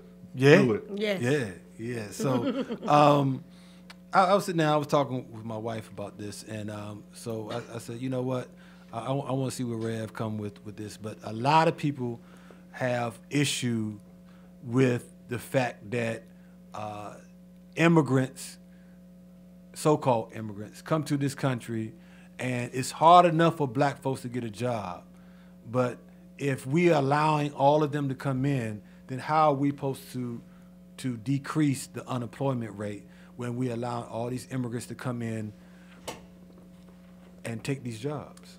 And so that's a false narrative. And what I mean by that, How so? Let me share it with you. I was going to share it when you said how so. It's so aggressive. I mean, how so? Right. I'm not disrespecting your wife, man. I know it's your wife's question. No, it's not her question. It's not her question. No, I don't have my phone blowing up. I was talking to my wife. I can see I can feel the text I coming did in. not say that, Nico. I can feel that. But I'm sharing that's a false narrative because if you look at it and if you look at the impact or the impact of immigration on the U.S., that a lot of times the borders were opened up because immigrants were coming and doing work that nobody was wanting to do. At a level, at a pay scale, nobody was trying to get paid at. And so what you're seeing is that you saw the borders open up, especially around migrant workers and that kind of stuff, right? That you had, so they'll find that open up the borders to have folks do this real cheap labor, this real low paying labor. And so those folks are coming in and doing stuff that we, jobs that we've just been like, yeah, no, we good on. And so what folks have attempted to do is to pit poor people against poor people, people against people, and say they're taking your jobs. When the truth be told, they're really not taking your jobs because that stuff is really available that if you want to work it, it's more than enough of those kinds of jobs for us to work. It's just that we decide and we just, at some point, the black folks got too good to work real cheap jobs. Don't that make that hypocrisy on both levels? Far as one, black folks complaining about these immigrants coming taking these jobs, as you just mentioned, as well as the Republican statute as far as them saying, well, look, we're trying to make America so-called great again by giving jobs back to Americans. But at the same time, in order for them to get their bottom line, they need cheap labor to do what they do in order for them to have a higher profit margin. See, and what you have to understand is you have these folks who are immigrating from places in which, say, that folks are making $30 a year, right? Right. They're coming from that kind of a place. So for them to make $1 an hour, $2, $3 an hour, for them, that's the come up. Right. Because they're coming from places that they may make $3 in a month. And they're not complaining. Right? But that's where they're coming. So they're coming out of that kind of struggle. Right. And so they're coming here. But the truth be told, $3 an hour in the U.S. ain't no real wage to try to be paying your family and taking care of stuff, et cetera, et cetera. Right. And so therefore, I'm not just saying, okay, well, how dare we be like, we're not going to take those jobs. I am saying that we're allowing people to give us an argument that's a false narrative. That we're allowing people to try to say that they're taking our jobs when really that's a false argument. That's not a real argument. Really, we have to reshape what it looks like and what work looks like in the U.S. What's taking our jobs is that we're in the midst of a daggone information age. What's taking our jobs is the fact that the whole areas that were really industrial areas are no longer industrial areas. Right. And that what's taking our jobs. See, y'all got to deal with the real hustle. The real hustle is that the middle class is shrinking in the United States. The real hustle is that poverty is increasing in the United States, and that the gap between the haves and the have-nots is increasing. So the people who are really getting paid are the 1%, are the folks, are the top 10%. Those are the folks who are really making it and are getting it right now. And the folks on the bottom, the middle class is shrinking, becoming smaller because the industrial jobs have dried up. And so then now they want us to fight over these low-level, you can't make nothing, live in poverty jobs. And they're going to tell you that these people are taking your jobs when really the truth of the matter is that they're eating and they're shaping the economy so that you really don't have real opportunity. That's what we've got to deal with, and that's what we've got to focus on. And when we have, and the reason they want to stay a majority is so they can keep gaming the system, so that they can keep getting richer and the poor keep getting poorer. Well, wouldn't that be, wouldn't the situation that's happening right here, a couple of questions to ask you about on that, right here in the D.C. metropolitan area with the gentrification. Wouldn't you say would the analogy that you just displayed, wouldn't you say that be counter to that? Because it is more so of a middle class that's moving into the D.C. metropolitan area, taking over, and not so much of the 10% that's living in D.C., but more of the $75,000 to $125,000 a year people that's moving into the D.C. metropolitan area. Because let me share this with you. D.C. right now, in most of the scales, comes up as either the second or the highest cost place to live in the U.S. Most expensive or the second. It ends up, well, actually, second or third. Second or third. The first is San Francisco. San Francisco stays number one. D.C. bounces back and forth with even more New so York. than L.A. and New York? That's Yes. what I was saying. New York San City, Francisco wow. is number one, and in most of the stuff, we're number two over New York. New York ends up being number three under us. So I want you to be clear of what you're calling middle class or middle income, right? Because the folks who are really moving up into D.C., in order to really live in the D.C., you got some cake. If you look at if you look at the stats, I just did a presentation on this. If you look at the stats, that the D.C. area, so if you look at the stats, all over the nation, we are seeing what's called the suburbanization of poverty. That poverty is being moved to the suburbs, and folks with money are moving back into the inner cities, all right? All over the nation, all over the nation. If you look at every suburb in the D.C. area, poverty has grown by at least 20%. I thought it was just Prince George's County, but I'm talking about in Montgomery County. Montgomery County is now majority minority for one of the first times. Wow. I didn't, it blew my mind when you looked at the figures, when you looked at the numbers, and you were like, oh my God, Montgomery County, Mo County, is daggone Brown County now. Right? That's crazy when you think about it, right? When you think about it. So when I was looking at the numbers, what you were watching was a 15 to 20% increase in poverty in Fairfax County, Montgomery County, Prince George's County, and the only area in this region that did not have an increase in poverty was D.C. because they've been kicking all the poor folks out and they've been moving folks who got money in. And so if the folks who are moving to D.C. are middle class, they're not regular middle class, they upper middle class. They are on the top end. So I'm not saying they're rich, but I am saying that they're more on the top end. They are the haves versus the have-nots. Right. They're actually bottom. And the middle class itself is shrinking. So there are less middle class people now nationally. Poverty, they're more poor and they're more rich, but they're less middle class. And so what we're watching in D.C. is literally what we're watching happen all over the nation, in which poverty is being moved to the suburbs. The challenge with that is, and what we got to watch out for, and where we really got to be strategic in taking care of our brothers and sisters is, that in cities, they've been dealing with poverty for a while, so they got systems set up. They got all these nonprofits and blah, blah, blah, blah. The suburbs ain't ready to really deal with poverty like that. The other thing is, in the cities have a transportation structure in which folks can get around the jobs and all that kind of stuff. In the suburbs, it ain't no transportation. A Waldorf. Kind of joint like that, right? Yeah. Right? I mean, no, like if you living out in them joints, you isolated, and in the suburbs, most of the poor people are actually living in houses. Yeah. You got to think, Clinton right now is so much daggone Section 8, right? Yeah. Because folks were coming up out of D.C. into Clinton. There ain't nothing wrong with being on Section 8. You feel what I'm saying? But I am saying it used to be the Clinton that there was some money out there. Right? That whole thing has shifted. And so then, we've got to deal with... Let's get to that, though. Because this has been a plan that obviously has been in motion for a long time. And I looked at it, it had to be 30 years in. Right. Before they... because white folks don't just do things like we do. We do things because Europeans. Yes, Europeans. Because thank you, sis.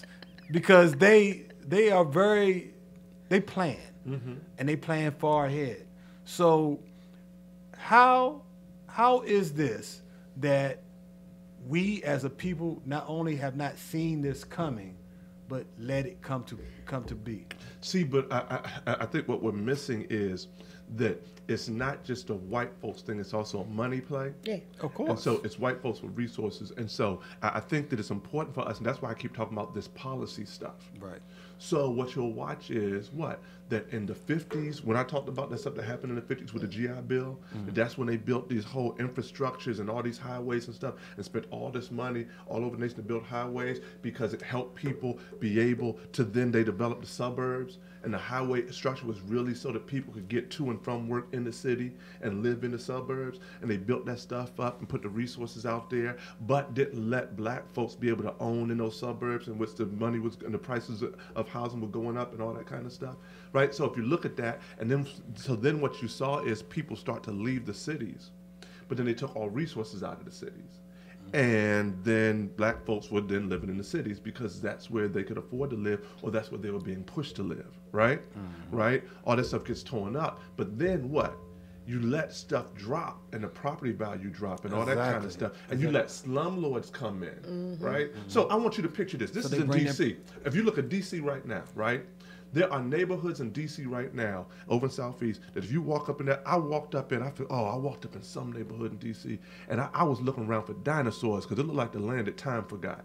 Like, I was looking up and I was like, yo, I thought it was the 80s. I was looking around for Rayful or somebody. You know what I'm saying? Like, I mean, like, for real. Like, I was like, where Wayne Perry at? I mean, I was looking around and like. You really don't want to know that. I mean, but I was like, man, this is the land that time forgot. This joint looks like the 80s. This joint looks like when D.C. was a murder capital, when the crack epidemic. It looks like when I was growing up, right? They are letting them places fall to pieces. So they can bring the property value down. Bring the property value down. The crime stays down, so it gives them a reason to clean the spot out. And then when they can clean the spot out, and then they can bring these other folks in and developers in to help them redevelop it. Now but that's been happening in cities all over the country. That's been the play. Shout out to Pastor Willie Wilson. Pastor Willie Wilson at Union Temple. That dude is a modern day prophet. I remember 30 years ago, I remember hearing him up on the avenue, on MLK Avenue, talking about telling people, yo, keep your houses. He said, keep your houses because they're coming for it. He said, and the only thing that's keeping them from running the play is Marion. And that's why, he said, and that's the reason they keep coming at him so hard and they're doing all this work to get him out, is because he's the only one keeping them, he's the only one protecting y'all. And he's the only one keeping them from running the play. And as soon as they broke him down, he got out, right? Well, that's why they said that they set him up. But I mean, as always, whether it be the law or whatever the case may be, the powers that be, they find your weakness and they exploit it. But even after that, because I want you to think, even after the crack, right?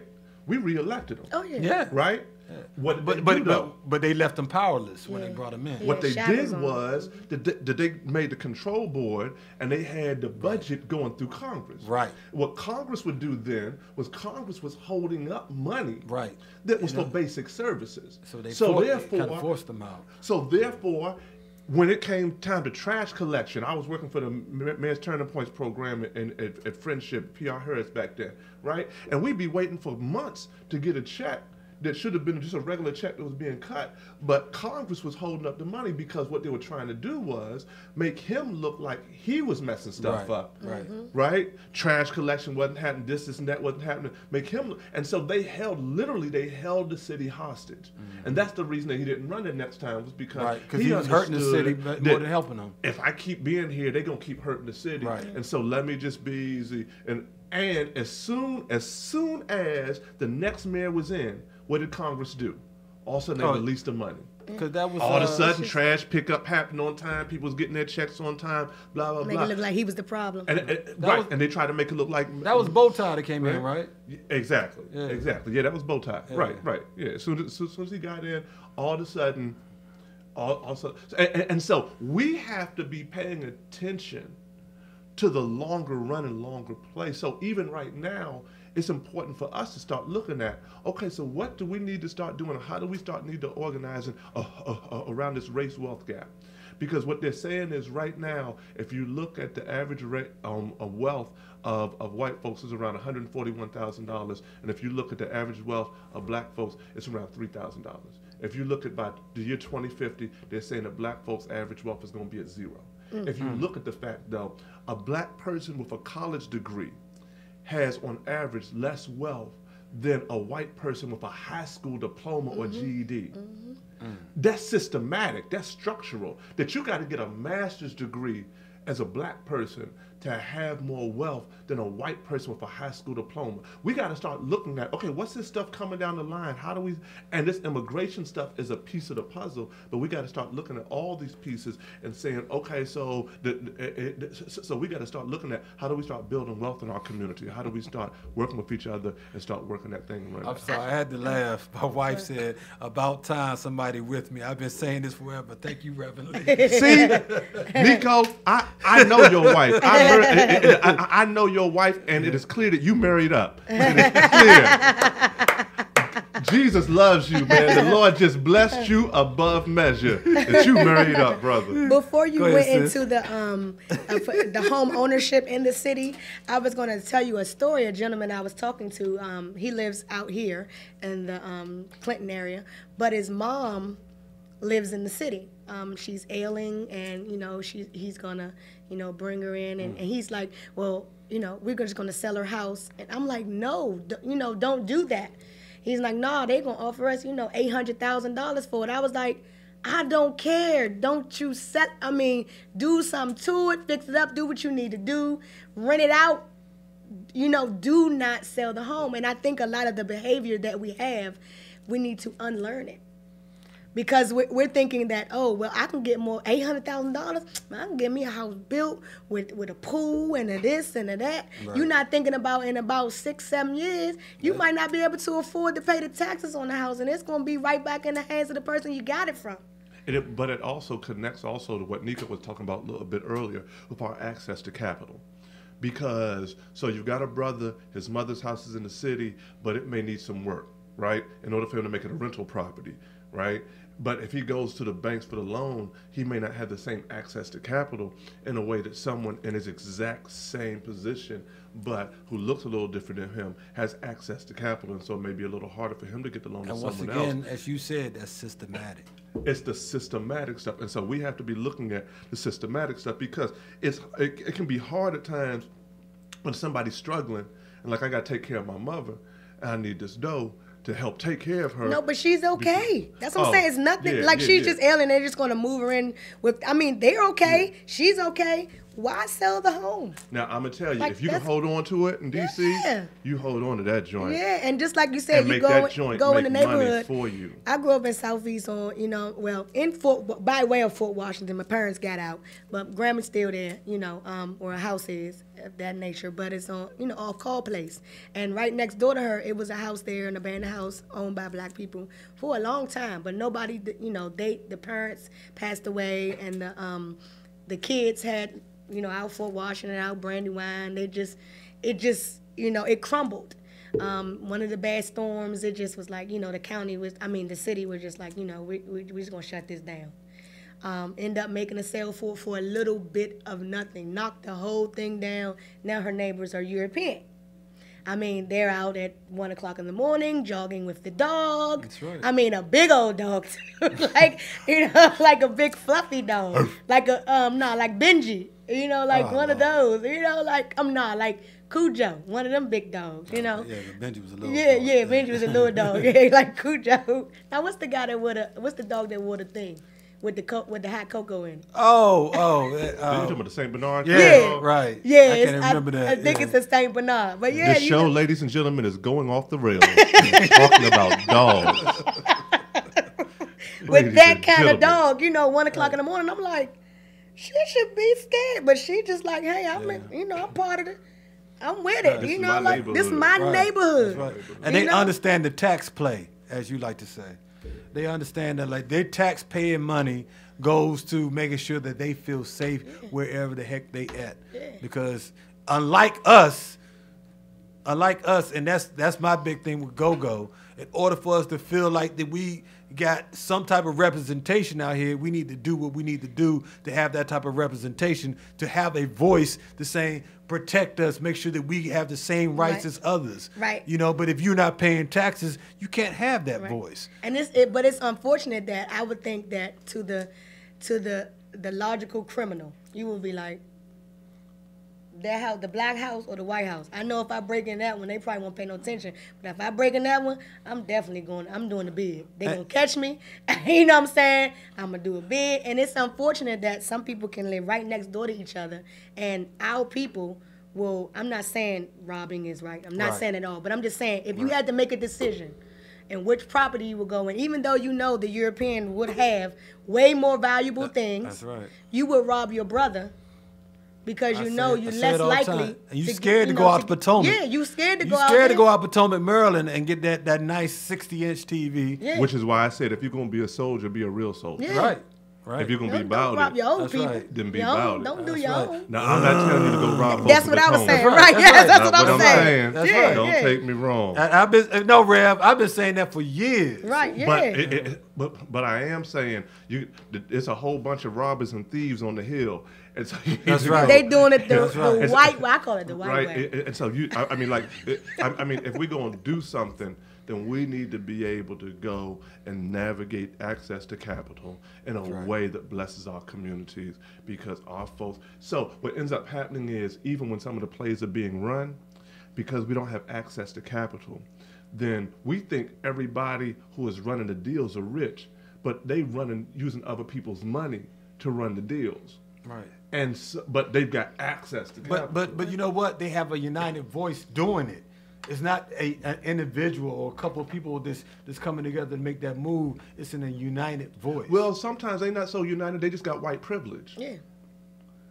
See, white privilege is a heck of a a heck of a thing. Hey, you know, you've been watching too much Right. Boondocks. Hey, no, but I'm telling you the truth. No, that's real. I want you to think about what I said earlier. I said earlier that a white person with a high school diploma or GED, on average, has more wealth than a black person with a college degree, and you would need a master's degree to be able to compete with a white person with a high school degree or GED. That's white privilege at its finest. Yeah. That is what it means to be white, European, whatever y'all want to call it in America. It is white supremacy. It is white privilege. And if you don't deal with that and grapple with the institutional nature of that, so that's why Trump, he's saying all this crazy stuff and everybody flipping out about the crazy stuff. Y'all got to watch the places happening in them departments. Y'all got to watch how they Wifey, dismantle. are you listening? Yeah. Because no, I've been saying this to her. Hey, so please, hey. since you agreeing with Rev, agree with me because he's saying essentially what I've been telling you. Go ahead. I'm sorry. He just don't say it as good as me. I'm just saying. Ethnicities. Right, yeah, right. Simple. The simple things in life. You know what? Yeah, somebody took a page out of your book. Look, I went to the Reverend Lee School of Speaking. Yeah. Why I can't speak right Can I get a foot up on my own show? You went to the Mr. OMG school. Can I? Oh, yes. Yes. Thank you. Yeah, no, but there's a need for us to really grapple with and look at and fight and attack this stuff at significant levels. And we do have what we need to do it. We just have to start reprioritizing. This really is a season in which we have to look at, okay, well, what do we spend our money on? Okay, so is that necessary? Is that fundamental? Or do I need to stack and look at how to make this other play? That's what, because if you look at how at the consumer nature of our community and how much money we actually spend, that we spend so much money that if we ever actually were harnessing that kind of resources, then we could attempt to make some of our own place, while though having to fight back and deal with the institutional plays that are being run. Because I'm telling y'all, if you look just at the Justice Department, right? You can shout and scream all you want about our folks getting shot and killed, but if the Justice Department's Civil Rights Division has been dismantled, then we have no cover and no way to deal with corrupt police departments from a federal level. I mean, you've got to look at that play. That's the stuff they're dismantling, because they're like, if we can tear this stuff up over here, then the institutional stuff. And so that's why see, everybody think Dr. King and them was just marching. Dr. King was just dreaming. No, them cats was doing institutional stuff. So you had the Voting Rights Bill, you had the Civil Rights Bill, and you had institutional stuff they were doing because they understood how the game was being run. And this is what you mean by us tripping off the stuff that Trump is doing, because at the end of the day, like I said earlier, it's misdirection. Exactly. So a lot of the stuff that's happening, like you're saying, on the institutional side of things, people are not seeing because we're tripping off him talking about what he calls the Korean little missile man. Right. You know what I'm saying? Right, so right. we you know, off his tweets or him arguing at the NFL, all these type of things that really don't mean nothing at the end of the day, but things that really mean something to the future of our race moving forward, or not even our race, the cultures that are outside of the European culture moving forward and coming together as one. That's what we're dealing with.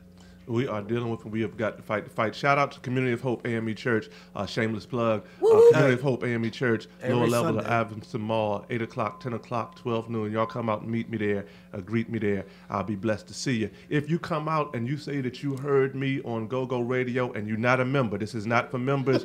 This is not for members. If you are a visitor, you say, I'm coming because I heard you on GoGo Radio, that we will give you a cake, a cupcake package from the little cake spot up here, or some snickerdoodles from the Great Cookie. I was just about to say something like that. You know what? I went. Hold on, Nico. I went this weekend, and I said I saw the sign that they have out, and it says this is a black. You talking about Pro Cakes? Yeah, it said this Pro Cakes. is Shout out a to black, that young brother who is Antoine. down. That brother is doing an amazing job. Hey, y'all, and shout out to the owners and the whole team here at the shops at Iverson who are trying to do a good work in this community. We're trying to build this thing up, and GoGo Radio gonna help run this whole next move. You know. Yeah, along with my sister right here too. She's my running partner. So we definitely got a few things coming up. And she makes the bomb shirts. You know, Free Rev League. yeah. And God, dog. she can cook a little bit too. Yeah, A lot of bit. I ain't think for nothing. So we get ready to get up out of here. But on that note right there, sis, you got anything else you want to add? Just shout out to all the Facebook Live, GoGo Radio Live viewers. I have a couple of statements real quick. Donna Jackson said, but we also have to talk about our own perception of life.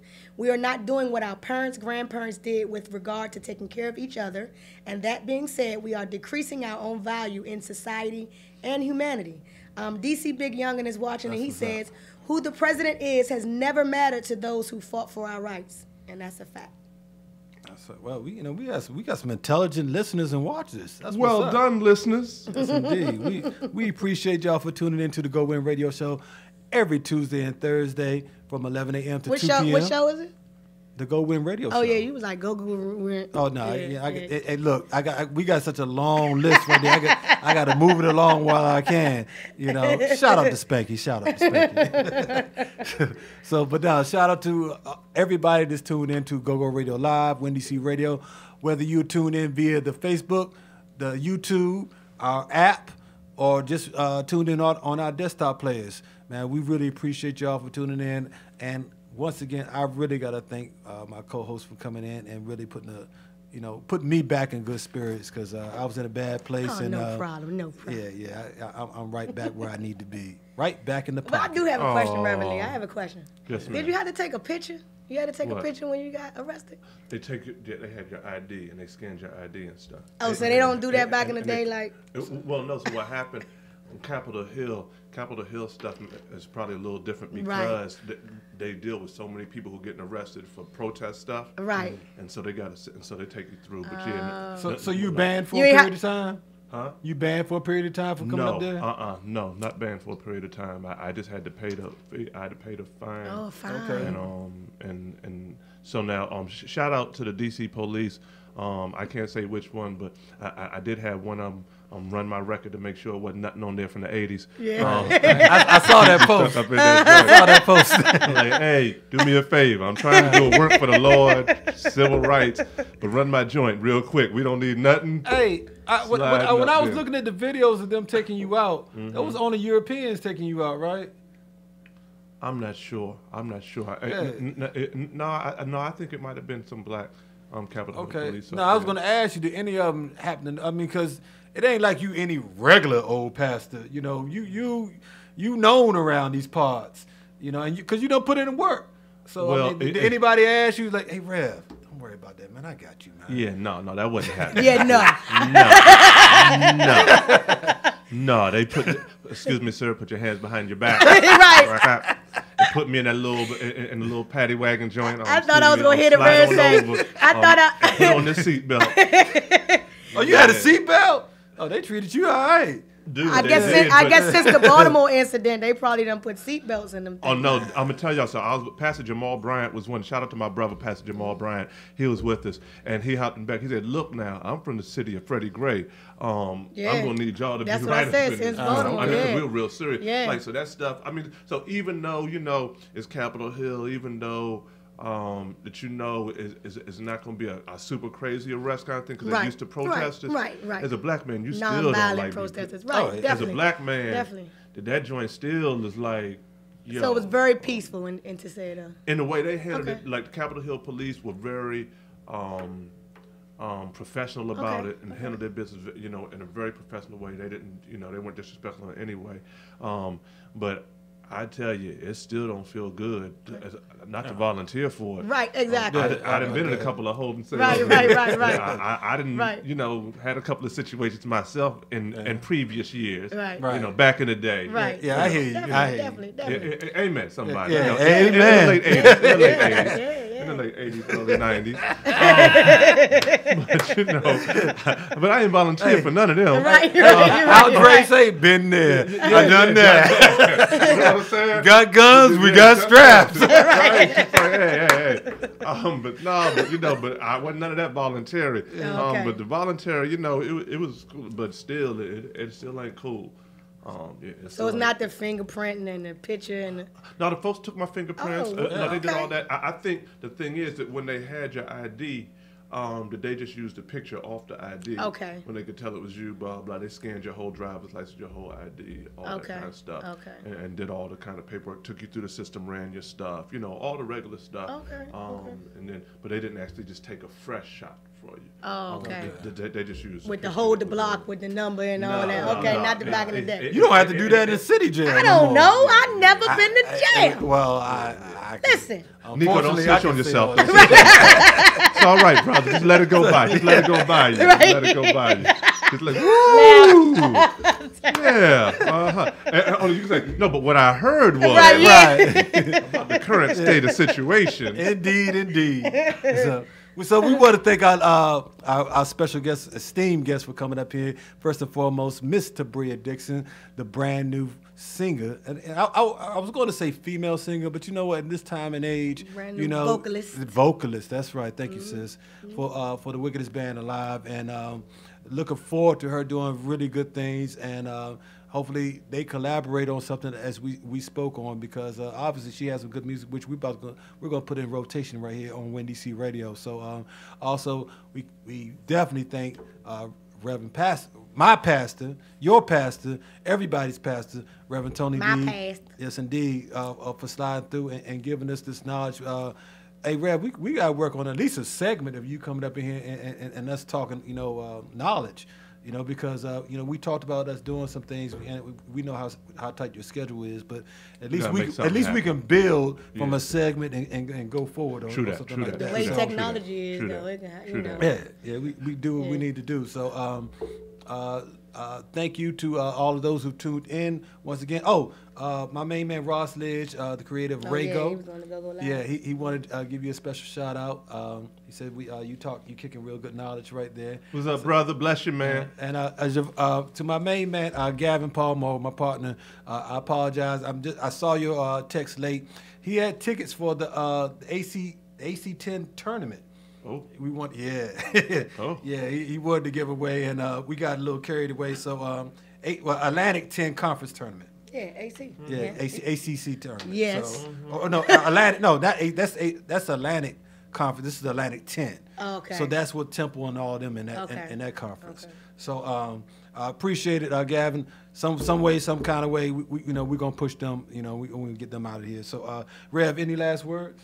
Yo, so I just want to thank y'all, man, for the work y'all do for the culture.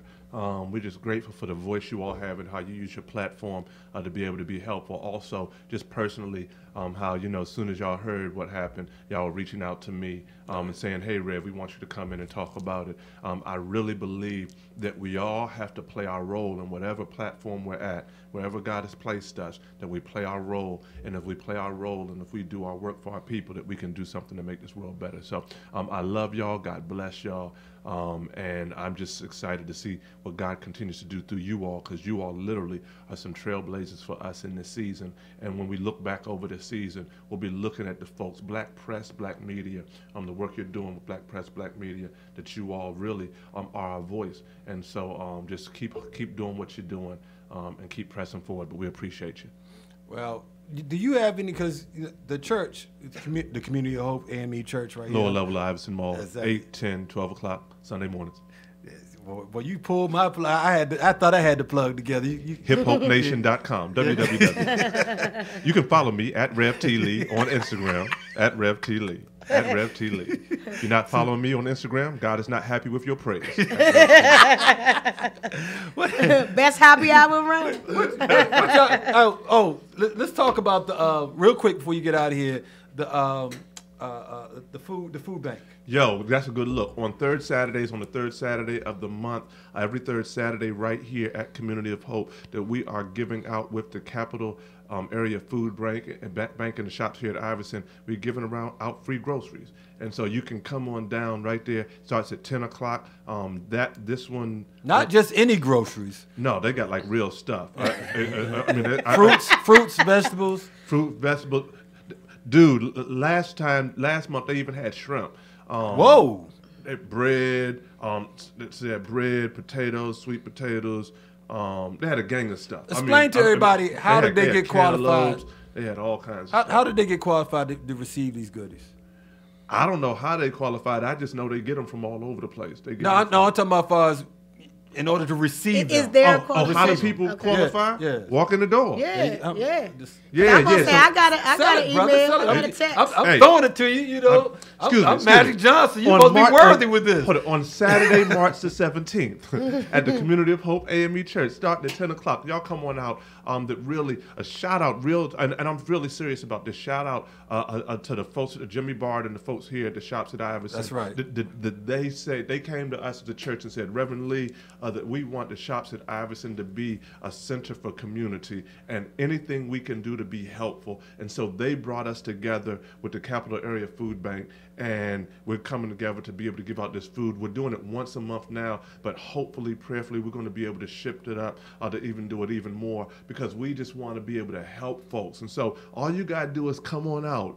You just come on out and bring your own bag. You come out and you bring a bag, and you can be able to just put the stuff up in it and get a gang of free groceries to be a blessing to you. And it will, I promise you, it'll bless you. They got all kinds of groceries, all the good stuff, good fresh stuff that will be able to bless your family. So come on BYOB. out. You bring your own bag. Yes. You bring your own bag. That B stands for bag. You That's bring right. your own bag. This is not the club. Yeah, bring your own bag. on Sundays, it's bring your own Bible. Right, BYOB, right. That's just how we get down. Just bring your own bag. If you bring do your not, own they have Bible. one for you. We actually do got Yeah, some Bibles there for you too. Right? But, right. Oh, and check us out, the Community of Hope app on your Android, your iPhone, the Community of Hope app, Community of Hope AME on your app. And on there, we got a Bible waiting there for you. If you want to register to vote, you can register to vote right there. If you want to watch services online, you can watch services online. If you want to listen to some gospel music and you don't know what gospel music to listen to, we got playlists right there you can listen to right there. It's in the app, baby. We got it all for your Community It's of in Hope the app. It's in the app. baby. You've been listening That's to a Rico. tagline. That's a He took it from tagline. Rico. Rico. Right. I'm about to call He is- Rico. he is Rico, playing you got with you. Rico took it from He me. is playing with you today. He is playing with you My today. God, you know what I'm saying? He done came to me a couple of times on the real slick and slide, right? Oh, you try to take that He from me. done try it, right? And took that joint from Rico. What is you talking about? Right. The Lord gave me Let me that. call Dirty. That might be Dirty Jesus calling told you me that. that. Jesus said, it's in the app, son. It's in the app. Thank you, Jesus. Thank you. I'll share that word with the people. It's in the app. No, but straight up, I mean, you got devotionals up in there. You can go and you can look at your daily bread every day and all that kind of stuff. It's right there in the app, just trying to help you to grow closer to God, help you get connected with technology. Everybody, you always got your Can you phone tithe on in the you. app? You can tithe in the app too. You can give There in it the app. is. You can do it all in the app. It's what? Sis I working. said it's in the app. Did you slide her a 20? I didn't, but she's doing it. I owe her something. She got a free Reverend Lee shirt on. Okay. Lord, she hitting the We whole all know line. you got a contract with the great cookie, so we already know what's happening with that. But look, anything else, because you're not only doing the food bank down there, but you had you got a couple of situations that you had you doing something with the state's attorney Angela Also Brooks down there from time to time, and so any other events you got? Yeah, coming up? so shout out to the state's attorney. So we have done expungement fairs with her. My father said, "Now I need one." Right. Yeah. Pop dropped that on you. Man, my father was like, "Yeah, man, we gotta talk to the state's attorney so and you can get to the next expungement fair." I'm sure Clear she got your stuff back. up. I'm sure she got your back. No, but like we got stuff happening all the time. Right. The whole thing is that we are a church that really is trying to meet and deal with the needs of people. And so you can just come by anytime, and we'll be blessed to have you come by because we really care about this community. We care about this region. And we're trying to just do something at all times to do something that can be a blessing for folks. And we're working with everybody. We hustle with everybody. Man, shout out to Sunny from WPGC. We just gave her a Distinction of Hope Award. Man, she shared something That was with so heartfelt. Man, that thing was beautiful. She had me man. ready to drop a 10. I'm watching it on Facebook. I was like, wow, that was She heavy. talked about how she was a Bosnian refugee and how she had been in 3 refugee camps.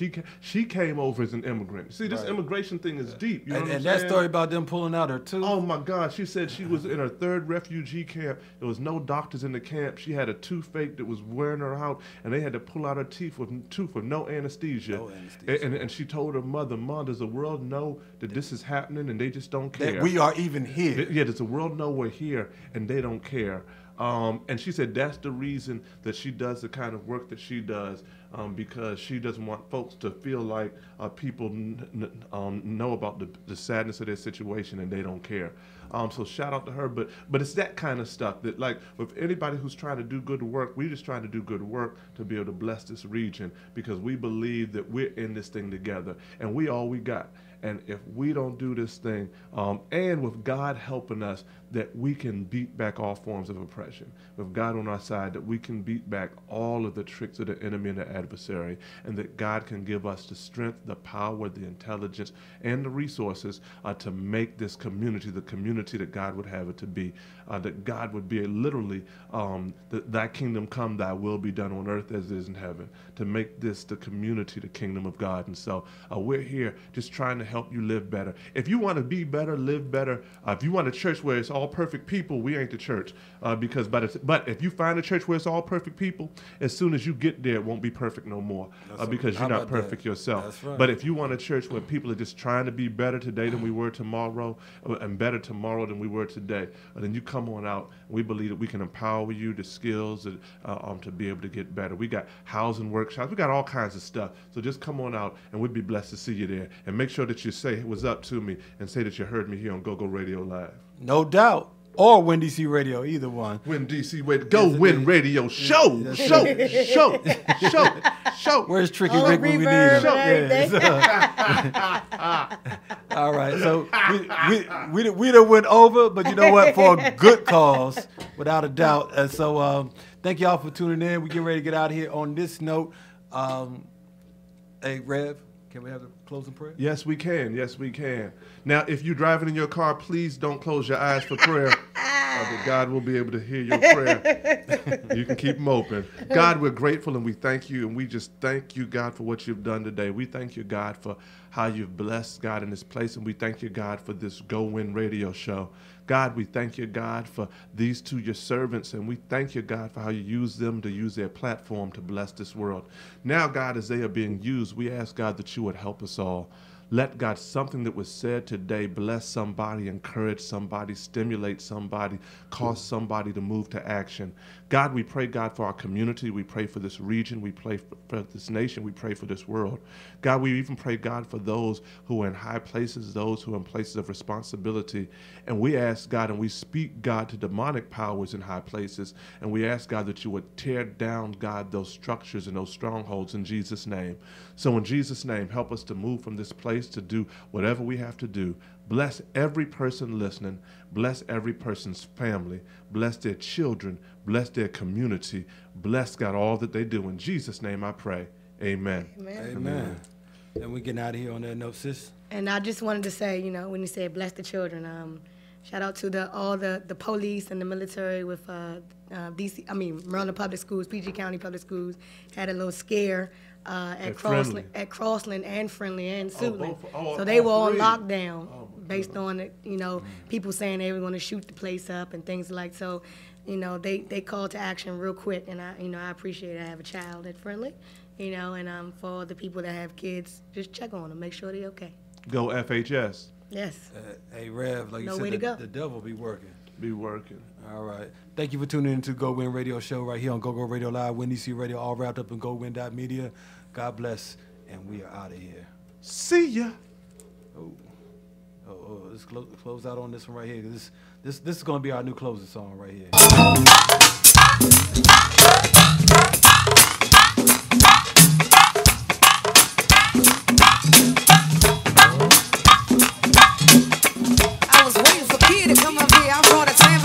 For her, and I ain't seen her all night.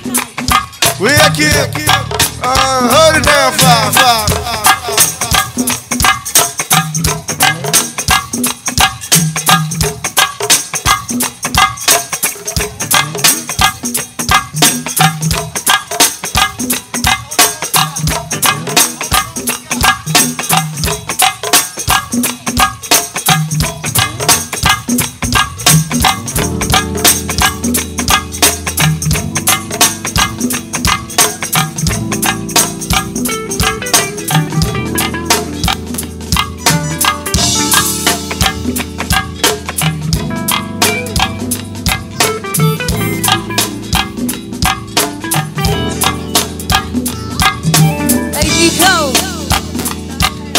this I one love just you, Mom. I felt the urge. You know I can't do nothing without this one right here, though. Special dedication going out to GoGoRadio.com. The GoGoologist. Yeah, yeah.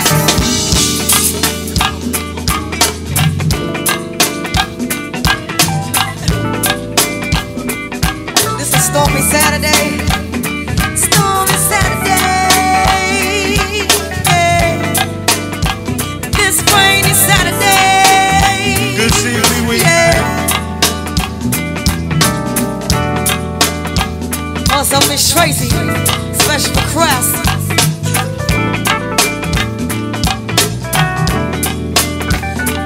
Pick out your afro, put on your high heel shoes, put on your fancy clothes, you're headed to the go-go. Forget about your 9 to 5, leave all that stress behind, 'cause baby it's Saturday night, we're headed to the go-go. 5 whole days has passed, it's Saturday at last. Call my crew, just a few, and they know exactly what to do. Sister, the night is young, I'm a party till I see the sun. Dance all night, mesmerized by the music. Pick out your afro, put on your high heel shoes, put on your fancy clothes, headed to the go-go. Forget about your 9 to 5, leave all that stress behind. It's been Saturday night, we're headed to the go-go. My girls are at the party, they're sipping on Bacardi. The lines are long, they always on the side.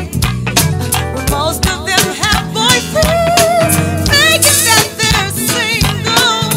To enjoy myself is the reason why I come. Come on, y'all, pick out your afro, put on your high heel shoes, put on your fancy clothes, you're headed to the go-go.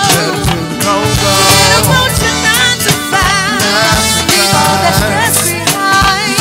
It's been Saturday night, we're headed to the go-go. Ooh, that's my song. My body's moving to the dance floor, partying on its own, partying like we've never done before. It's plain to see. My body's moving to the beat and it's killing me. There's no place I'd rather be. Pick out your afro, put on your high heel shoes, put on your fancy clothes, you're headed to the go-go. Forget about your 9 to 5, leave all that stress behind. It's been Saturday night, we're headed to the go-go. Yeah. What's up, E? We're headed to the go-go. Yeah, yeah, yeah. Big city of dreams, y'all. We're headed to the go-go. Yeah, yeah, yeah, yeah. We're headed to the go-go. Yeah, yeah, yeah. 5 whole days has passed. It's Saturday at last. Call my crew, just a few, and they know exactly what to do. Sister, the night is young, I'm a party till I see the sun. Dance all night, mesmerized by the music. Pick out your afro, put